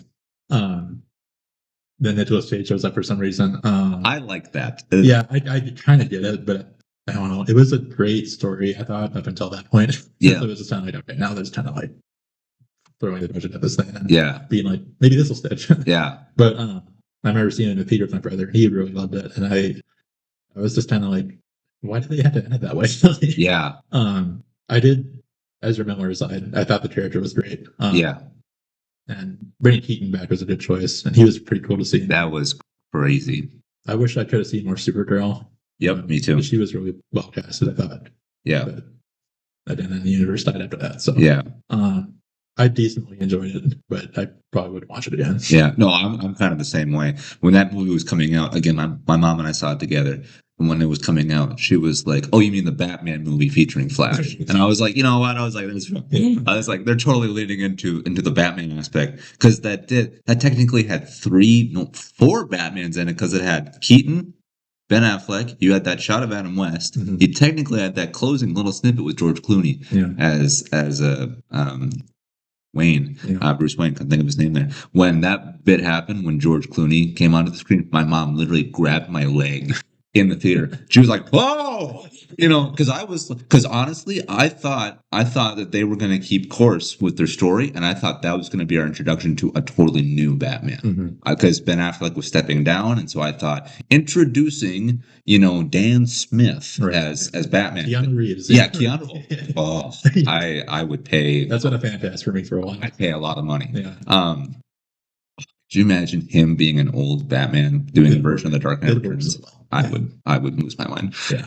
But when George Clooney came out, I literally never at any point had I thought that's what they would do. I was like, I can't believe it. They got the Cloon back, But yeah, so the Flash movie was, I would say it's like complicated fun because like you're right. For the first beginning, really the first half, for 60%, it's a good story. You love seeing the Flash do his thing. I'm not a big fan of his running style, how he's moving physically slowly, but also through the air. Yeah, he's swimming through the air. That's right. But like when Michael Keaton showed up, like, I mean, that transported me to a whole other dimension. I do remember that made me like actually sit up for a little bit in the theater because it's interesting a little bit. Yeah. Yeah. It's definitely a movie that came out. But I did reasonably enjoy it. Yeah. I wouldn't watch it again. But I think it was, again, like kind of on that level like Shazam. I don't know if you ever saw this. I like Shazam. The first Shazam I thought was pretty good. Yep. So I have it on Blu-ray. I was impressed at the same level with that movie as I was with The Flash. And then at the end, it just kind of ruined it for me. But, I thought Shazam was really good too. Did you see the second Shazam? I did. Okay. That's another one too where I'm like, could see it if you want, but it's kind of it's like I don't know why they did that. Like you think about Shazam and Aquaman kind of had the same story where the first one was pretty decent. Yeah. And the second one was just like, don't watch it. Yeah. Did you see Aquaman too? No. Okay. That one you could totally skip. I thought that was just flat out bad. Yeah. Like there were parts of it where I was like, oh, right on. You're doing the thing. Yeah. But for the most part, I was like, And I thought the first one was really well filmed. And I think it was James Wan that directed it. It was James Wan. I think he had a really neat visual style to it. But then I feel like I'm sure they just dropped it for Zeppelin for some reason. Just I'm sure it wasn't the same director. Right. I mean, it could have been. I don't really know. I don't remember either. Yeah, it was DC just doesn't do well with sequels, I guess. Yeah, I saw the first Aquaman 3 times in theaters. Right. And I thought that was just a transportive experience. Mm-hmm. Like I thought it was like discount Avatar. Yeah. Like it really just took you to a whole other universe. And again, there's a use of color. There is absolutely a use of color. Really brilliant color compared to what we were seeing before. Yeah. So I think I might have seen that one twice in theaters, but yeah, just like there's that like one chase sequence when they're in some ship underwater and they're doing the like spinning shot. Yep. It's a really well done shot. Yeah. Really brilliant use of color, even the costuming. I can't believe they brought in Black Manta in his suit with the giant oval head. And it somehow worked because he was. I know. I was like, wow. I was like, you're not having to strip it down to go for it. Dang, I keep moving on to a different thing without asking you other questions. Going back to the Flash for a minute. Did you watch the Flash TV show at all with Grant Gustin? I did not. No. Really? No. Wow. I think you're missing out. Yeah. Because kind of much like Star Trek, in my opinion, DC was really thriving on television. Mm-hmm. They had that Green Arrow show just called Arrow. Thought that was phenomenal. They had a Flash show. Thought that was phenomenal, though overstayed its welcome. Like in the later seasons, it kind of. So I'd recommend checking out either of those. And then now we're going back forward again.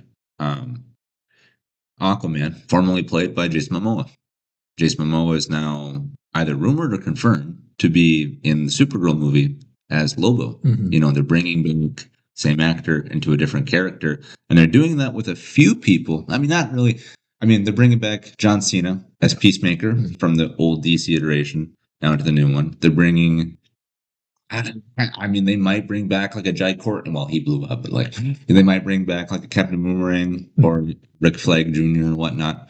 But yeah, what's your thoughts on like this kind of cherry picking overlap happening between the previous universes? Like, do you like it? Do you not? Or do you think it should just be a completely clean slate? I think if they're different enough characters, I don't have an issue with it. Yeah. If they're kind of like typecast, it's a little bit of a weird thing. But like with Jason Momoa, Aquaman, he was here to be a hero, and now he's playing anti-hero villain type. Yeah, I'm not really big on Lobo. I don't know a whole lot about him. I don't know. Yeah, I don't know too much about him either. Besides, he's like a space mercenary of some sort. I don't even know. But that's a different enough character where I can see that working out.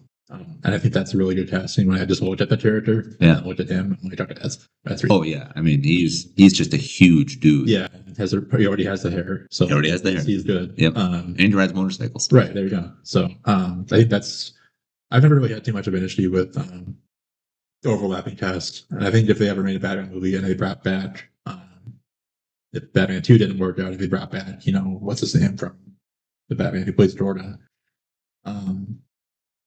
that'd be a cool choice. What Batman are you talking about? The Batman. Robert Pattinson. No, who played Gordon in it though? Commissioner Gordon. Yeah. What's his name? It's gonna eat me alive. Anyway, it'd be great to have him come back, or even like J.K. Simmons come back. That's a missed opportunity. Yeah, I feel. Because he showed up once in J.K. Simmons showed up once in which one was it? Justice League. Yes, he was. It's nice to see you playing well with others. Right. Batman, and maybe temporary. Exactly. But yeah, that'd be an interesting idea. Jeffrey Wright. Yeah. Yeah, that was Commissioner Gordon. Yeah, if they could bring him back or somebody back as Gordon, I could see that. Pretty well. Because it doesn't matter for continuity for that character. Right. It's just a side character. I don't think there's that much importance to it. Some people would freak out. The crossing of streams. Right. You can't have that. Yeah, my final thing is at the end of the day, it's a movie. Yeah, like the character, and it's if the character worked 10 years ago, I'm sure it'll work just fine. Yeah, they're entertainment spectacles. They're superheroes. Like it's take it seriously, but not too seriously. Like that serious about it. Don't make your own version. There you go. Yeah, there you go. Pursue your craft. Yeah, let's jump now to the world of Marvel for a bit.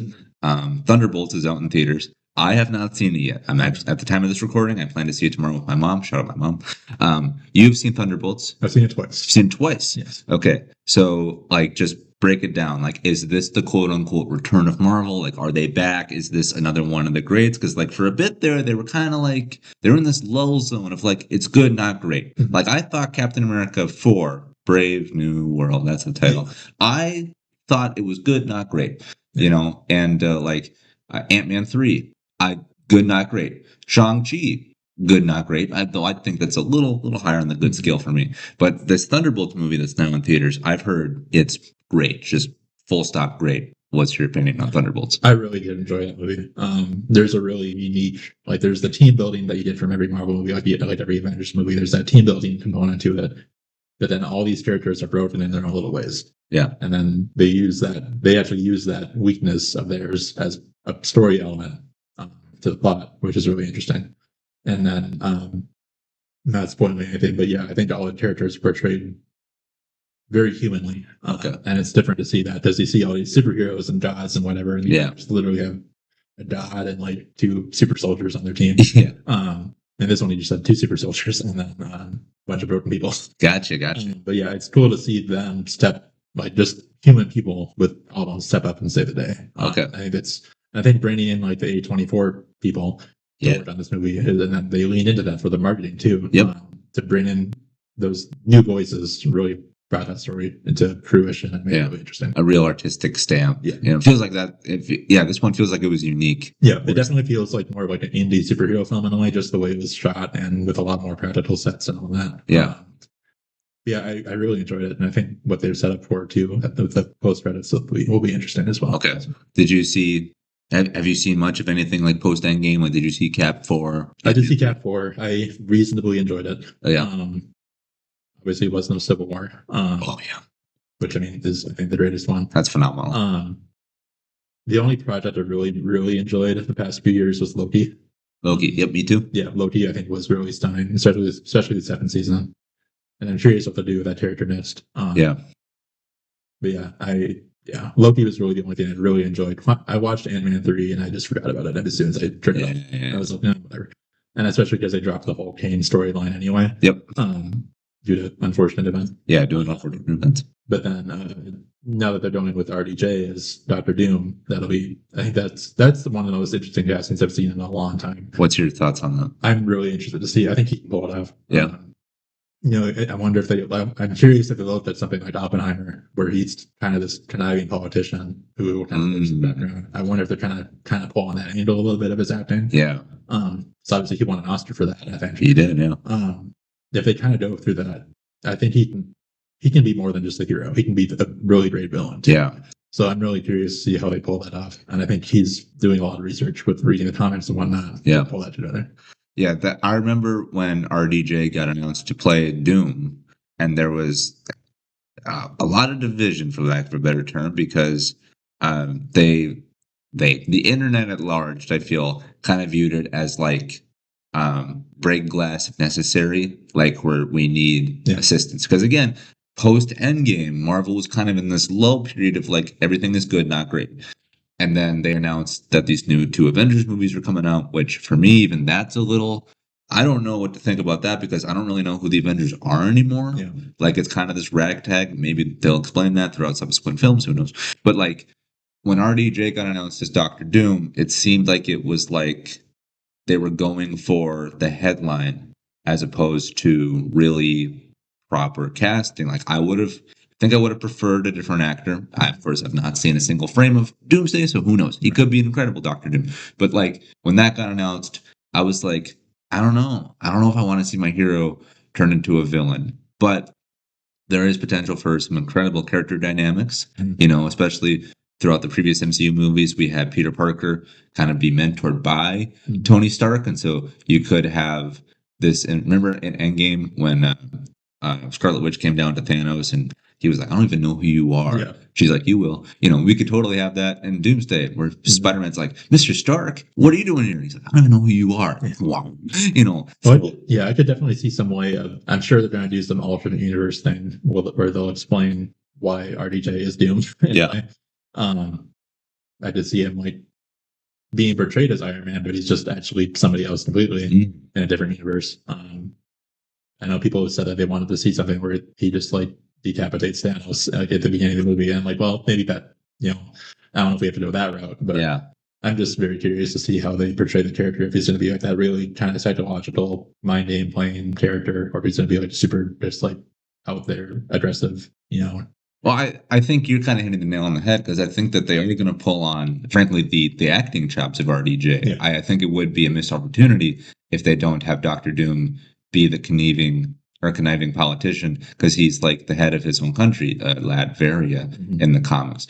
So like Lex Luthor, I feel works as a great villain intellectually. I think if they could do that with Doctor Doom, that'd be great too. But you're right. I also think that they do need to have something where it's like you see him kill Thanos or one shot Captain Marvel, or maybe he, I don't know, beats up the Hulk. Who knows? I think there does need to be something that establishes his strength and intelligence, and I'm hoping that frankly just happens. But what's your thoughts? So we have RDJ coming back as new character Doctor Doom. What's your thoughts on them bringing back classic X-Men characters and actors? I'm pretty excited for that. Yeah.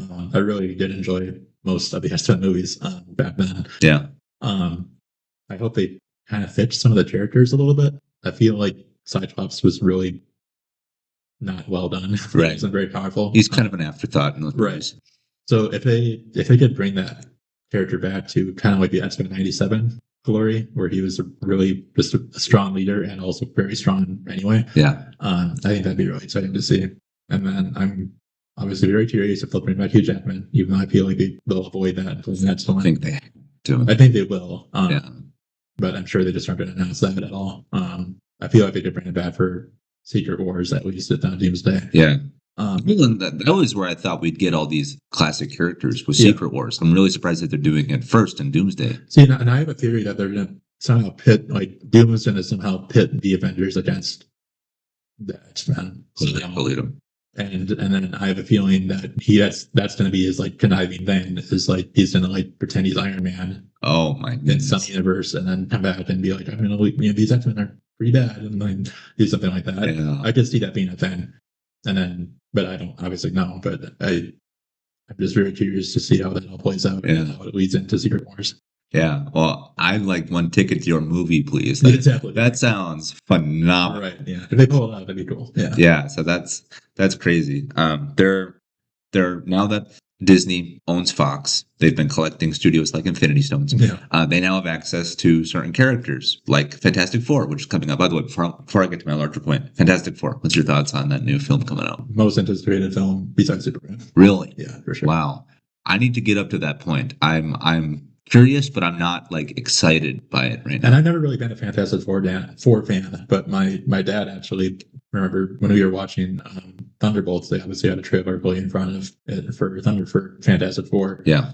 And Dad had remember even reading the comments for that when he was a kid. Yeah. And I'm loosely familiar with the characters, but honestly, I just like the idea of a Marvel movie being set in like that kind of Art Deco, futuristic 60s kind of look. Yep. I think that's a really unique feel to the movie. And also it's Matt Shakman who's directing, I believe. Yeah, the guy that did WandaVision. Yeah, and WandaVision was one of my favorite Marvel projects. Phenomenal. Yeah, so I have a lot of faith in that. Because he, again, in that series, they did a lot of time traveling where they had different series set at different little time zones, different decades. So I'm definitely very excited to see that one. Because I won't say it, but if what happens in Thunderbolts is what happens in Fantastic Four, then I'll be excited. Okay, that's quite the tease. Quite the tease. Again, I'm late to the party, but we'll see what happens there. With Fantastic Four, like that's one I have to be kind of won over on. But you're right, they're starting off strong because like their literal art direction of that, it's set back in like the 60s or 70s, yet it's in the future. So it's like a futuristic past. Like it looks really cool. So from that standpoint, I'm like, okay, I'm there. What's your opinion on, frankly, just the career of Pedro Pascal as of late? Do you think he's in too many projects? Do you think he was a good choice for Reed Richards? In my opinion, I would have preferred to see someone else, but he's a good actor, so I'm certainly open to it. Yeah, I'm definitely curious on seeing what his role is like because I feel like I really only know him from, and I haven't seen all of Last of Us. I've only seen a few episodes here and there. But him as Mando was definitely a good choice. Yeah. He brought a lot of gravitas to the character, even though he probably wasn't in the suit a lot. Probably a lot of ADR there. But I think I wouldn't say he's in too many projects. I don't think he's approached Chris Pratt levels yet. That's a good comparison. Again, as soon as he starts playing Garfield, then it's over. Yeah, then it's over. Yep, that's a win. Then yeah, I think I think he's a really interesting character, and he's a or interesting actor. Yeah. I think he did a really good job in Mandalorian. So I'd be curious to see how he plays Reed Richards. But obviously, he auditioned for it and he got it. So I think he was the shoe in. So That's true. I think I'm not really sure who else I would choose for Reed Richards because we've only had the 2 movies. Yeah. With whatever his name was as Reed Richards. Yeah, whatever. What's his name? Yeah. I thought he was a great Reed Richards. Right. Yeah. I thought he had a great grasp of the character. Really kind of suave, you know. Yeah. Which honestly, that might be why I kind of bristle. I don't know if I've seen Pascal be suave. Right. You know. Yeah. Like, you know, Reed Richards is like really, really smart. You know, like on the level of Tony Stark, if not smarter. You know, so I kind of want to see where Pedro Pascal can go with that. Okay, but now jumping back to X-Men. Because that's my original point. Now that Disney owns Fox, they're doing X-Men, they're doing Fantastic Four, and then with X-Men, they're gonna seemingly start fresh. You would think that they would. Now the floodgates are open; they could do whatever they want. They could have it be in the MCU, they could have it not, they could have it connect to the old stuff, you know, whatever. It's interesting though that with a seemingly fresh slate, they're going back to the same well, and they're getting all the original actors, Ian McKellen, Kelsey Grammer, which I appreciate, and I'm there for because that's what I grew up on. But I know some people who bristle at RDJ being cast as Doom. There are some who are bristling at like, I want a new Wolverine, I want a new Professor X, I want a new Magneto. Like, what's your thoughts on that? Like, have the original actors, who again, God bless them, do you think that they've just overstayed their welcome a little too much, or what? I have a feeling that Doomsday, Secret Wars, will probably be their last movie. So yeah. I'm not sure if they'll be killed off or retired or whatever. But I mean, obviously, Ian McKellen's old. Old. They're very old. Yep. None of those people are really action stars anymore. So I would be curious to see if they would just retire them and bring in a new cast with a whole movie later on, which I could see them definitely doing, or if they could find a way to bring back the X-Men Apocalypse actors. Yeah, that whole team. I just see that being a thing as well. But I feel like at this point they just want to do a clean slate. Yeah, because if they want to build a franchise out of it, they have to have renewed fresh faces. I would hope so. And again, as much as I love Patrick Stewart in the role, I do feel we've kind of already had a pinch too much of him coming back, because we had him in. I mean, Logan, I thought, was the send off for both those characters. You know, spoiler, they both died. You know, I thought that was beautiful, poetic, justified, the whole 9 yards. Then we have Stewart come back in Multiverse of Madness, which again in the theater I was like, oh, you know, I thought it was really cool seeing him do the cameo. And I thought, okay, a nice cherry on top. Then he comes back he wasn't in Deadpool and Wolverine. Hugh Jackman was back in Deadpool and Wolverine, and you know, I was like, you know, and then now we have Doomsday coming out with Patrick Stewart as well. I think there will be Hugh Jackman, and I'm like, oh. So yeah, it's nostalgia is a heck of a drug. Yeah, but I feel we're kind of approaching an overdose when it comes to that. I mean, they're going to have to recast at some point. There's like gonna have to. Patrick Stewart won't live the next 10 years. I'm just going to say, and probably obviously not Ian McKellen either. Yeah. So I think they're just going to have to do fresh faces, and it'd be interesting if they went back to the previous Fox characters. But again, I feel like they're just if they want to start a franchise, they're really just going to have to do fresh faces all around. Yeah. Who that would be, I have no clue. Yeah. But I think it'd be a great idea for them to build the roster again with just the new cast, and then see what happens from that. Yeah. And despite me saying all of that about my trepidations of them going back to the X-Men, what I do want them to go back to is I want to see more of the classic Spider-Mans. I want to see Andrew Garfield and Maguire come back again and again. They could announce that for Doomsday, for Secret Wars, for Spider-Man 4. Who knows? I'd be like, I'm there. Take my money. You know, because I thought seeing them together in No Way Home was... I got a little misty-eyed. Like, I really did. You know, like how I said I grew up on the Christian Bale Batman. I grew up on Maguire, you know, and then I grew up on Garfield. And then we have Tom Holland, who I think is a great Spider-Man. But, like, I mean, from the literal, like studio, you know, how the system works. I mean, you have Disney and Marvel working with Sony. Never thought that happened. You know, then they play nice. and they start interweaving Spider-Man to the MCU, then they're like, we're doing all three in one movie. I was like, oh my gosh, like I was just I was a hot mess in the theater, and so I'm hoping that they come back for more films as well. What are your thoughts on them? Do you feel that they kind of already had their swan song, or do you want to see them keep going? I'm sure that they're probably more interested in doing the smaller projects, I'm sure, because they are getting up in age too, but they are not as much, but as like Patrick Stewart, Ian McKellen. Yeah. But at the end of the day, I think I never really was a Spider-Man person up until Tom Holland, really. Yeah. I never really watched the other ones too much until the first one came out from the Tom Hollands, and I watched the Amazing Spider-Mans and then the obviously the Spider-Mans. But still, my favorite Spider-Man project is the animated the Spider-Verse ones. Oh yeah, well yeah, those are phenomenal. Those are for sure my favorite. But I would say Tom Holland just again, I like the idea of nostalgia's sake, two reasons. Yep. And if they just bring in like Andrew Garfield to kill him off, that's not really a good reason. Which I mean they could definitely do, but I think at the end of the day, they should just keep Tom Holland where he's at. Yeah. Let him do his thing for a while and build his character. He's been a great Spider-Man so far. For sure. I mean, he really has that kind of. It's like he's overwhelmed, but in like an endearing way, to where he's like, "Oh my gosh!" He's like, "There's a lot happening. Time to get to work," And then he goes and he does the stuff, and I think that's really great. Yeah, it's interesting to see what they're gonna do over there because, like, Sony has. They have ideas of ideas for Spider-Man. Like, did you see any of the Venom movies? No. I like them. I will die on this hill. I think the first one is legitimately fun. Mm-hmm. 2 and 3. Did you ever see Madam Web? No. I did. Yeah, I made a mistake. It was one of those movies where sometimes if I hear a movie is so bad, I have to see it. Yeah. Seriously, it's like if all I hear is negative press, I'm like, it can't be that bad. And that it got me with Madam Web, and I was like, nope, they were right. I was like, this is not good. Did you ever see Kraven the Hunter? No. Also another good one. I see everything. And, they have me by the wallet, but you're making smarter decisions, being selective, because I've seen a lot of slop recently with Sony.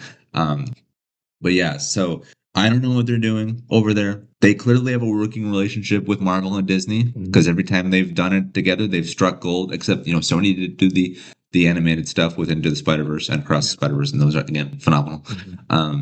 But yeah, what's your opinion on that upcoming third one, Beyond the Spider-Verse? I think that's called. Yes, I'm sure they'll nail it. I know they delayed it by another year or something like that. Yeah, lately, which I'm completely fine with because I'm all for giving artists all the time they need to finish something like that. Me too. Because it looks as good as the other two have. It's great. Yeah, I'm very excited for that one. When it comes out. Yeah, if and when. And they're kind of running into a Batman Part 2 issue with that one. Because the Batman Part 2 was supposed to come out this year, 2025, then it kept going 26, 27. I think, honestly, Beyond Spider-Verse has followed a similar trajectory. I think it was 24, maybe 25 now, 26. I don't even know when it's coming out now. But what is coming out this year, though, beyond Superman and beyond all that other stuff, I want to jump back a little bit to what we talked about earlier. Avatar, we mentioned really briefly. I'm huge on Avatar. If you look in my bathroom, I actually have Avatar art on my wall. Oh yeah. So I've seen that movie a few times, and I was like, good, it's good. Then there was, I think it was the year either 2022 or 2023. There was a transition. I started on New Year's Eve, and that movie carried me to the new year. That's how I rang it in. And as I was watching that from midnight into 1 a.m., I was like, this is it. I was like, I've arrived. I was like, I'm on Pandora. And then I saw the re-release of the first Avatar in theaters before the second one came out, and then I saw the second one in theaters 5 times. I thought it was just, again, transportive, the whole deal. So I'm in. I drank the purple. I drank the blue Kool-Aid. Right. I'm flying the Banshees. I'm connecting my ponytail. Right. I'm doing all that stuff. What's your thoughts on Avatar? Because James Cameron, he has Avatar movies planned into the 2030s and beyond. I mean, he has just this universe planned out for that. What's your thoughts and feelings towards Avatar? I do really love the first two for sure. I think seeing that one, the first one in theaters, just again, like you were saying, a very transformative experience. Again, just the like again, keep saying color. Color is everything. Yep. Color is everything to the movie, and if you don't nail the color palette, it just doesn't fit the rest. It's true. The story for Avatar one maybe a little non-original, but I mean they're selling the effects. The story was just kind of the background, which is great. Yep. Way of Water, again, very good visually, very interesting like filming techniques that they had underwater and all that. Story, a little rehash. Yep. Totally fine. Again, because it's selling the effects and it still made it $2 billion. So it's fine. Yeah, the third one I think is supposed to be a bit of a different approach to the story, which I'll be interested to see. Yeah. Because I think it's supposed to bring in this whole new tribe of Na'vi that are based in like a volcano area. Yep. So it's the fire and ash approach to it, which I think that kind of redefines the color palette a bit, but also brings a chance for a new story because you don't really see much infighting between Na'vi that much. And I think that's what this is going to be. I think that the first one was about repelling humanity, and protecting the environment. Then I think the second one was about, frankly, protecting the oceans. Yeah. And now I think the third one is going to be like a little, pun intended, scorch earth. Yeah. Like just leave us alone. We're here. You're not going to. Fine. Feel our wrath. Yeah. It's flaming arrows galore. Mm-hmm. So yeah, Avatar is something I'm really looking forward to. And yeah, like you don't go to the Avatar movies for story. No, right. You go for the visual feast. And that was the last movie I saw in 3D was Avatar 2: The Way of Water. Like I purposely went out to see it in 3D, which 3D is like just such a niche thing now. Yeah. But I'm looking forward to what James Cameron brings to Avatar 3 through 12. Mm-hmm. So we'll see what happens. But there are some movies and some actors and some producers and some filmmakers who really try to champion the theatrical experience. You've got James Cameron. At one point we had George Lucas. We now have Tom Cruise, who like during the pandemic era, he held on to Top Gun Maverick. He's like, you're not going to put this on streaming. Like this is made for the theaters. We're going to sit. And the powers that be went, fine, we'll see what happens. Made $1.5 billion. Like totally worth it. So like, we're huge film fans. Like we've seen films multiple times in theaters. Like we eagerly await re-releases and release dates and so on and so forth. Like what is it about the theater experience that just keeps you going, to the movies in a world now where we can have movies via streaming and on our phone and so on? Honestly, it's just the experience for me. I think, like I said, I go to movies like you go to movies with your mom all the time. Yep. I go to movies with my dad all the time. Yeah. And we've been doing that since, I don't even know.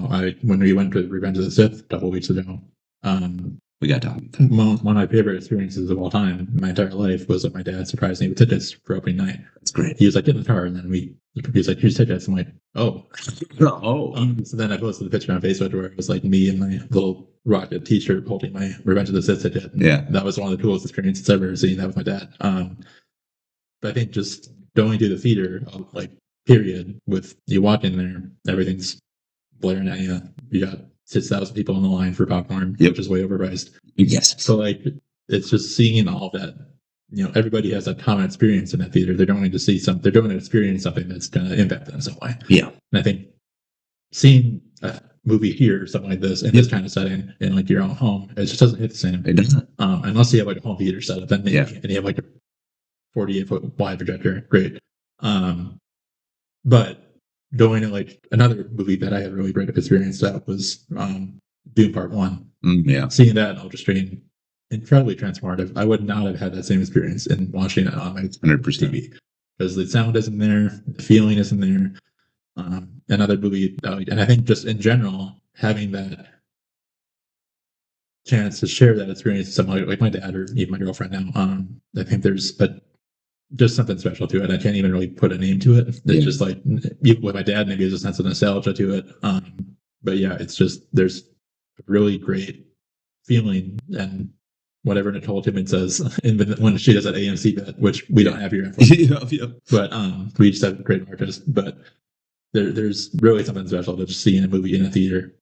It's pricey, but you're paying for potentially an experience you'll remember the rest of your life. Yeah. So like there is a really deep meaning to me personally for going to the theater, and I completely endorse anybody wanting to go see something in the theater. Absolutely. It's worth, yeah, it's money, but you're gonna spend it watching it at home anyway. 100%. So spend actually $5 to see it in the theater. Yeah, I co-sign everything you just said. And as Nicole Kidman would say in that AMC ad, heartbreak feels good in a place like this, Right. Which it absolutely does. And yeah, for me, the theatrical experience it's simply, you cannot beat it. And some people have gotten close to matching it. Like you said, you can have surround sound, huge projectors, huge screens. But even that, even if you were to literally put a theater in your home, there is something about just going out, just leaving your house, saying, I'm going to drive, and whatnot. And some of my favorite experiences have literally been the night out of seeing a movie. And I'm not just talking about the screening, I'm talking about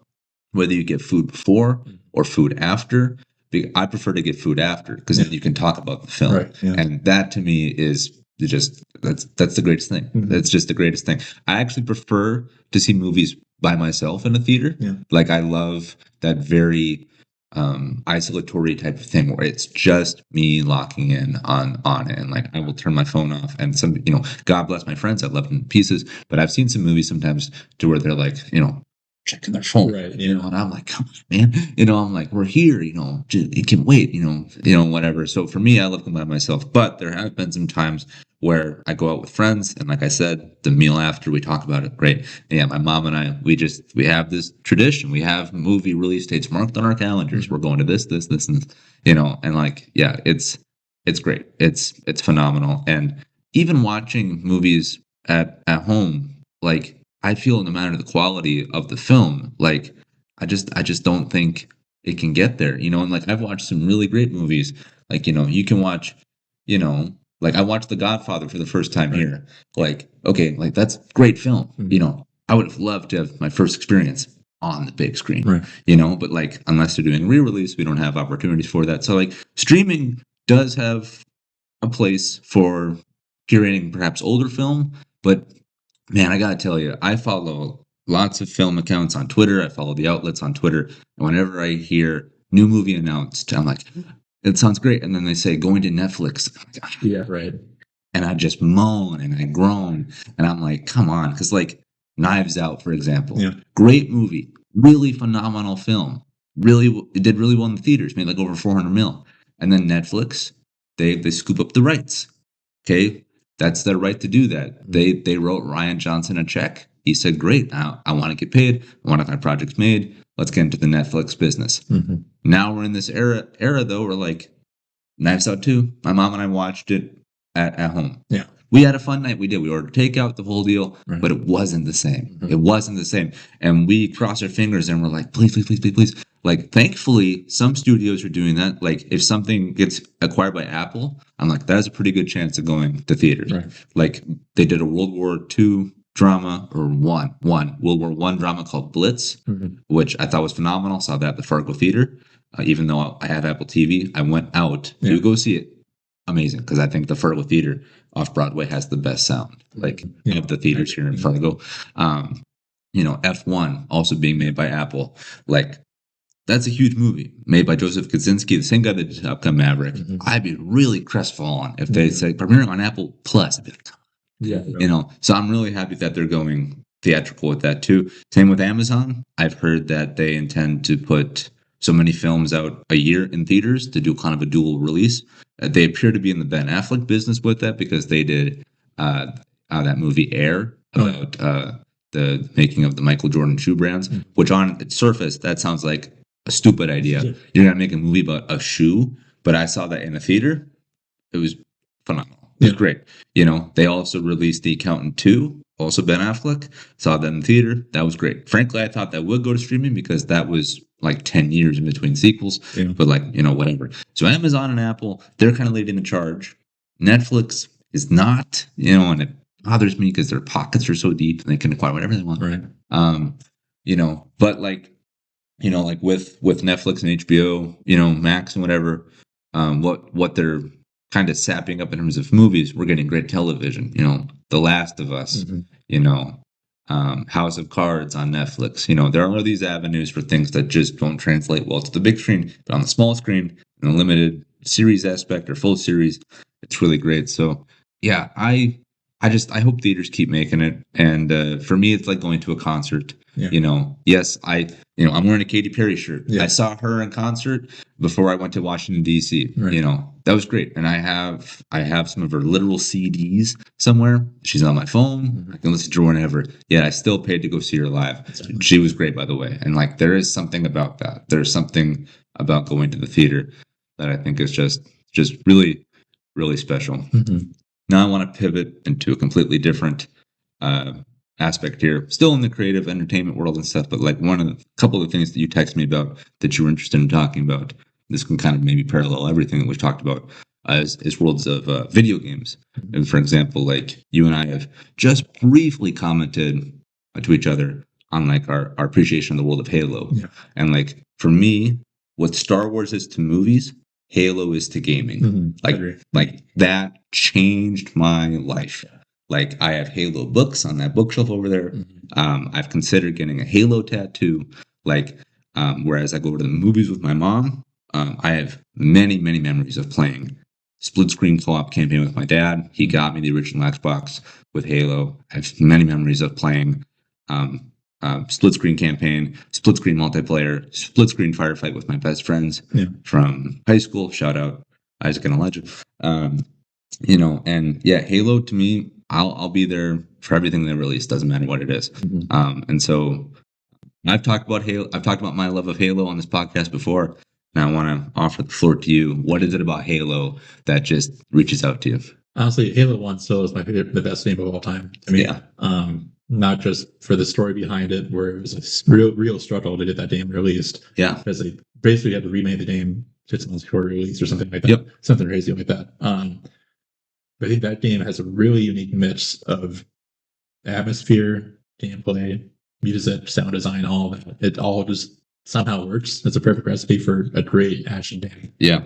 And also really good story and a really cool world. Phenomenal story. One of the coolest gaming experiences I remember having was, I think I borrowed my sister's Xbox and she had Halo on it, or Halo 1. So I played Halo CE in my parents' basement for a while, but the game broke, so the disc wouldn't work past the silent cartographer.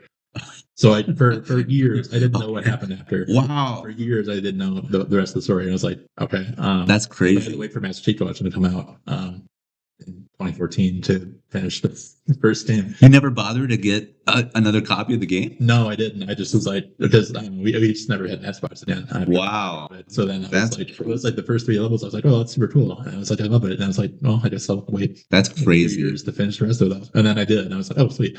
And then I played the rest of them that way. And then I think I remember playing Halo 3 on 360 quite a lot too. Yeah.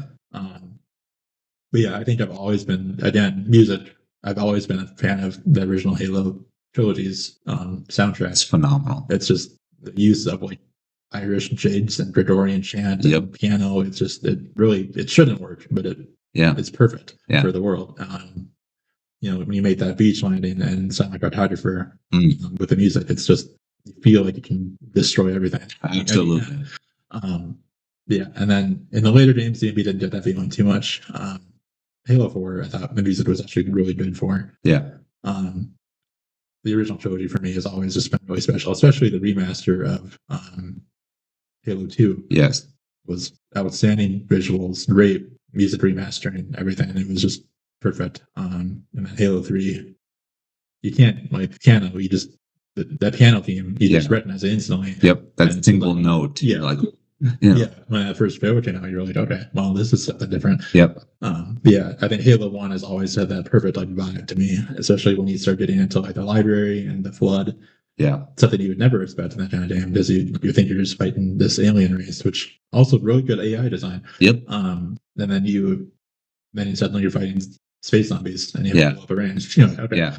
But I've always been really interested in the lore, for sure, of the Forerunners, and I think one of my favorite tropes in sci-fi is ancient civilization that's been dead for 100,000 years. Yeah. All their stuff is still standing and still working. I think that's really cool. But, but yeah, in general, I really love that universe, just for the versatility of it, and just immaculate sound design for especially the first game, and then immaculate gunplay. Yeah. Yeah. What the thing about Halo is that it's ripe for exploration because like you're set in the future and you land on a planet that's shaped like a ring. So that's, I mean, right there you're like, oh my gosh, I'm in. Yeah. Because you think of a planet, you think of a sphere. They're like, no, we're gonna do a ring. You're like, Mhm. oh my gosh. And then yeah, you land on this futuristic world, yet there are ancient ruins. Mhm. You're like, what is this? Yeah. What's the story? Why is this here? Why am I here? What's around that corner? I mean, there's so many avenues about Halo from a storytelling perspective, but then you're right, from like a technical perspective, like classic games were just made frankly just better. Yeah. Like, I mean, the enemies in Halo 1 are still hard to beat to this day. Yeah. The way that they're able to dodge and maneuver and shoot, whereas nowadays and stuff like Call of Duty and future Halo games, it's just been lots of shooting galleries. Sometimes they can feel like fish in a barrel. Yeah. Like I still love them, like I do. Like I ride or die on Halo Infinite, even though I understand that's a complicated Right. game as well. But like, yeah, Halo 1 set the table. Halo 2 expanded the universe with bringing in the Arbiter. You're seeing the perspective now from the enemy's point of view, from the aliens' point of view. And then Halo 3 is this crescendo to this incredible trilogy of games. And then, of course, you have Halo Reach, which is my favorite Halo game. Yeah. Halo Reaches. And then got ODST, much smaller story. Then you have Halo 4, which kind of restarts the whole thing. By the way, that was the first game I ever cried at. Yeah. Was the ending when Cortana dies. I was like, okay, that's it. I remember I was 14 or 15 years old, and I was like, here we go, And then Halo 5 was, it's complicated, and then Halo Infinite was frustrating but good, and I think is still good and fun, and captures a lot of the vibe that CE had, the Combat Evolved had, and so I think the table is now reset for them to do a lot more with. We'll see what that comes in, and then with Halo as well. Like I'm listening to Halo audiobooks, via Spotify. They're great. Like I love diving into the universe even when I don't have a controller in my hand. So yeah, it's just been fantastic. I love Halo so much, and like you said, the music is just it's phenomenal. Again, another soundtrack I love to get on vinyl because they newly released, I think, a 3-pack one. I did see that. Yeah, there's at least one probably double-sided record for each game. I might have to get that. Actually, I've been playing a lot of Halo on the Master Chief Collection on PC. And that has mods now. Right. Yeah. That are integrated, so people have started to make their own stories within that sandbox of Halo 1. That's great. So when you see, I'm anxious to see if somebody will start making like extended universe, whatever you want to call it, Halo stories in games. I think that'd be super cool to see. One of my favorite mods that I played was what's it called? The Cursed mod, the Cursed Halo. Yes, I played that, and I was dying of laughter when I was playing that. There's some really funny bits to it, to the point where you like play Mario Kart races for any reason. It's so good. But knowing that you could do that in that kind of sandbox now, it's just really opens up possibilities for something really incredible. So it's been really fun to expand on the sandbox by having people make really incredible modifications that you can play through. Halo's always been a really fantastic sandbox series because you're right. Like I don't have a PC, so like I don't have access to the mod. But I've watched videos of them, and like the stuff that people do just blow me away. Like like you said, there's mods where you can like have like a race in it with like Mario Kart style. I've seen stuff where like the shotgun has the model of a musket. So you pull it, then you have a plunger. I mean, someone animated a literal plunger into the game, and so you're pushing your powder, and then kablam, you shoot another thing. Halo's crazy, and it's a lot of fun, and it's very, very rich and deep and whatever. But a lot of fun on the surface. But another game though that we've talked about this before several times, and I will replay this at some point, even though it's just this huge time commitment. I'm gonna do it because it's that good. Red Dead Redemption 2. I mean, what can I say? It is simply one of the greatest things I've ever experienced. I not even played, just like it's almost like an interactive movie. It really is. I think the blending of those mediums. I mean, it's gorgeous. I mean, it's probably the most beautiful game I've ever played. For sure. Yeah. And it's like going on like 6, 7 years old now. The detail is immaculate. Also the music in that, fantastic. You feel transported back into the time of the Old West. You yourself can be a gunslinger for good, for bad. It's your choice, and the storytelling in that is crazy. I also shed a tear during that one as well. Me too. Throughout several points throughout that game. And yeah, I've in a you can go on the internet, you can see like top 10 games that deserve an adaptation. And you see whatever, you see Zelda, which is coming, you see Mario's, which we got, you see Halo, which we got, but Red Dead Redemption is always somewhere on that list, or is always mentioned as like an honorable mention. And I love westerns. One of my favorite genres of film. I don't know if you can do Red Dead Redemption. I think it's perfect the way it is in the video game medium. Yeah. I think you got to have an interactivity to it. Yeah. Otherwise, you can't control what the characters do. So Yeah. I think, I also agree with you. Masterpiece is the best word for Red Dead Redemption 2 to describe it. Because it has that perfect blend of really deeply written characters and really powerful emotions. And again, like you said, I tried at that game too, especially at the ending of the main story anyway. I don't think that's really adaptable. It's like that and Bioshock are two that are a little hard to adapt. Yeah. Because without ruining the source material in some way. Yeah. I think you just have to keep those in the mediums because that's where they work the best. Mm-hmm. Yeah. Now, to push back slightly, just to play devil's advocate a little bit, for the longest time, I heard people say that Dune was unadaptable. Yeah, that's true. I mean, that book, and Lord, I love you, but that thing kind of reads like scripture. Yeah. Like you can't just like when I read Dune, and I have a copy of it over there. Yeah.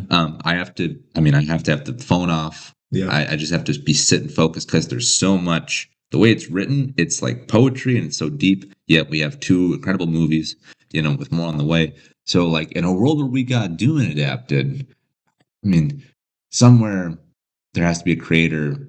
He might not even be born yet, but I have to imagine somewhere someone's going to look at Red Dead Redemption 2 and go, why is this not a movie or a show? So maybe that'll come in our future. Yeah, I could see it more of it. I could see it being a show more than a movie. Instead of a movie, I'd rather just have Red Dead 3. Yeah, I mean, I'm saying, but I don't think I'll be alive long enough. Yeah, seeing how GTA 6 is going. But I think at the end of the day, I think I could see a series being made from it. Who I would put in charge of it, no idea. Maybe if Kevin Costner was a younger and a better director. Yeah.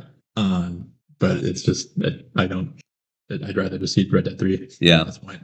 If I could turn back time, I would do Red Dead Redemption as a series, going to HBO Max.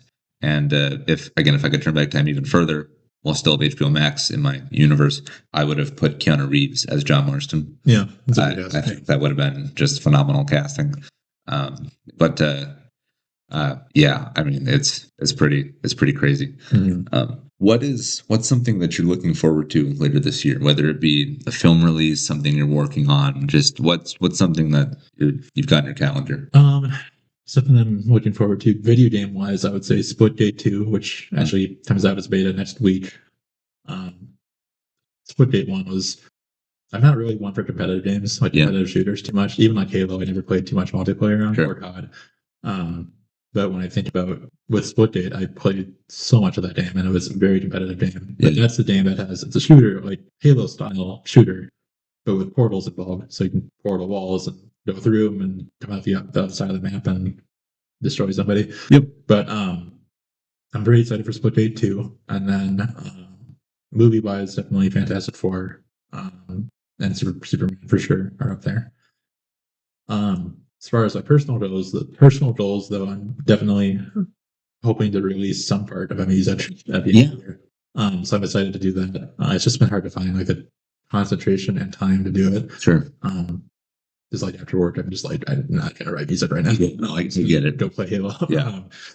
But yeah, I'm hoping to get that released. I've also been working on an album, but I hope to give my mom hopefully by the end of the year of just random songs I like that I know she likes, and then record piano and viola with them. That's fantastic. Yeah, so that's been kind of a fun challenge to been working just on the roster of music I want to record right now. And work on practicing and recording it and all that. Well, that's really great. Well, I can't think of a better way to end this podcast than by looking to the future with both a lot of creative potential in terms of movies and TV, but also, like you said, with yourself. It sounds like you have a lot of endeavors coming our way, which I'm really looking forward to because I learned a lot about you that I had not known, and so I know I'm going to be keeping an eye out for your stuff. I know what the listeners will as well, and yeah. So even though I just asked you, what are you looking forward to? Is there anything that you'd like to plug? Anything like you should watch this, you should read this, or anything like that?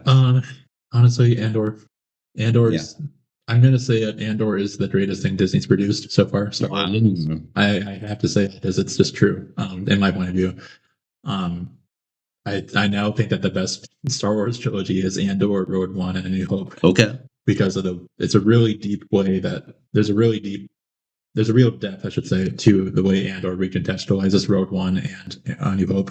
Yeah. When you think that there's so many players now behind the rebellion. Yeah. And the Empire. And then when you find out how the knowledge of the Death Star actually gets to the rebellion, and that which starts Rogue One, it's actually really funny. Yeah. how it gets. I won't say it because they haven't probably seen their end of it yet. But it's just a really fun way to see how the smallest action can lead to the destruction of a Death Star. Yeah. And it's usually just like a mistake that happens that somebody made along the way. It's just really a really powerful storytelling tool. And I think Andor season 2 especially really dark. And I think we were going back to Star Trek, talking about how Star Trek talks a lot about real world issues. Mm-hmm. Andor season 2 and season 1 really tackled a lot of relevant issues of the day. And you wouldn't see that in Star Wars usually. Yeah. Usually Star Wars usually is that escapism, but Andor really changes the game and produces something really deep and complex with complex characters. And it's just, I really recommend it. Yeah. Okay, well, even though I just teed up the send-off, you actually re-jogged my memory on one thing I did want to talk to you about. It's actually the whole reason why I wanted to schedule this podcast for later in the month as it was, because you and I both had a chance to see Revenge of the Sith on the big screen. Yeah. So we got to talk about that just a little bit. For sure. That'll be the last thing. But yeah, Revenge of the Sith, 20th anniversary, seeing on the big screen. For me, it was better than I remembered. Mm-hmm. And yeah, the prequels, everyone's like, they're lame, they're not well written, and it's like, okay, fair.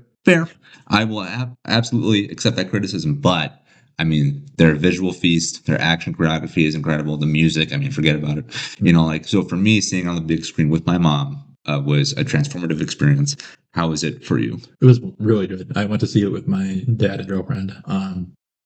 And I think her brother too. But it was really, I think, again, the last time I had seen it in theaters was when my dad surprised me with tickets. Oh, wow. Back in 2005. So I really hadn't seen it in theaters since then. So seeing it again with my dad, it was a really special experience. And again, I think that's probably my favorite prequel, right next to Phantom Menace. But I think one thing I did notice is it's a little bit slower in the first half for sure. I noticed that after that first 10 minutes sequence, you're like, okay, this is a little much on the talking side, but yeah, they have a lot to get through. So I think one thing I was noticing too when I was watching was you think about everything else that's happened during that time with like Clone Wars, the Clone Wars show. Yeah, like this season 7 of Clone Wars takes place during that movie. Yep. You think about what Ahsoka's going through, and then that's really cool to like again recontextualizing what happens in Revenge of the Sith. But then obviously music wise, outstanding. That whole final half-hour music he wrote for the battle, the duel between Anakin and Obi-Wan. I still listen to like the audio rip on YouTube like all the time, and I get like a little teary just listening to it. It's incredible. It's perfection. Like you can't get a more perfect sequence of music than what he wrote for that. Yeah. So yeah, it was a really special experience, and I'm really glad I had the opportunity to see it. Yeah. Well said. Bringing it full circle back to our talk on the theatrical experience. So yeah, thank you so much for coming on, Jake. I knew you'd be a great guest just from again how we started talking. And this podcast is modeled after Joe Rogan. I want it to be like that, just minus the crazy, which I hopefully am able to do. But much like Joe Rogan, he has guests on many times over the course of his podcast. So you're welcome to come on any other time. I'm sure we could talk about other things. And so watch Star Wars, watch Andor, go to the movies, support your local theaters, keep an eye out for Jake's music. And then Superman comes out in theaters this July. So yeah, we'll have all that to look forward to. Perfect. So yeah, we'll just say goodbye for now. So anyway, this has been the Far Out Podcast, and you have been the Far Out Audience. All right, bye-bye.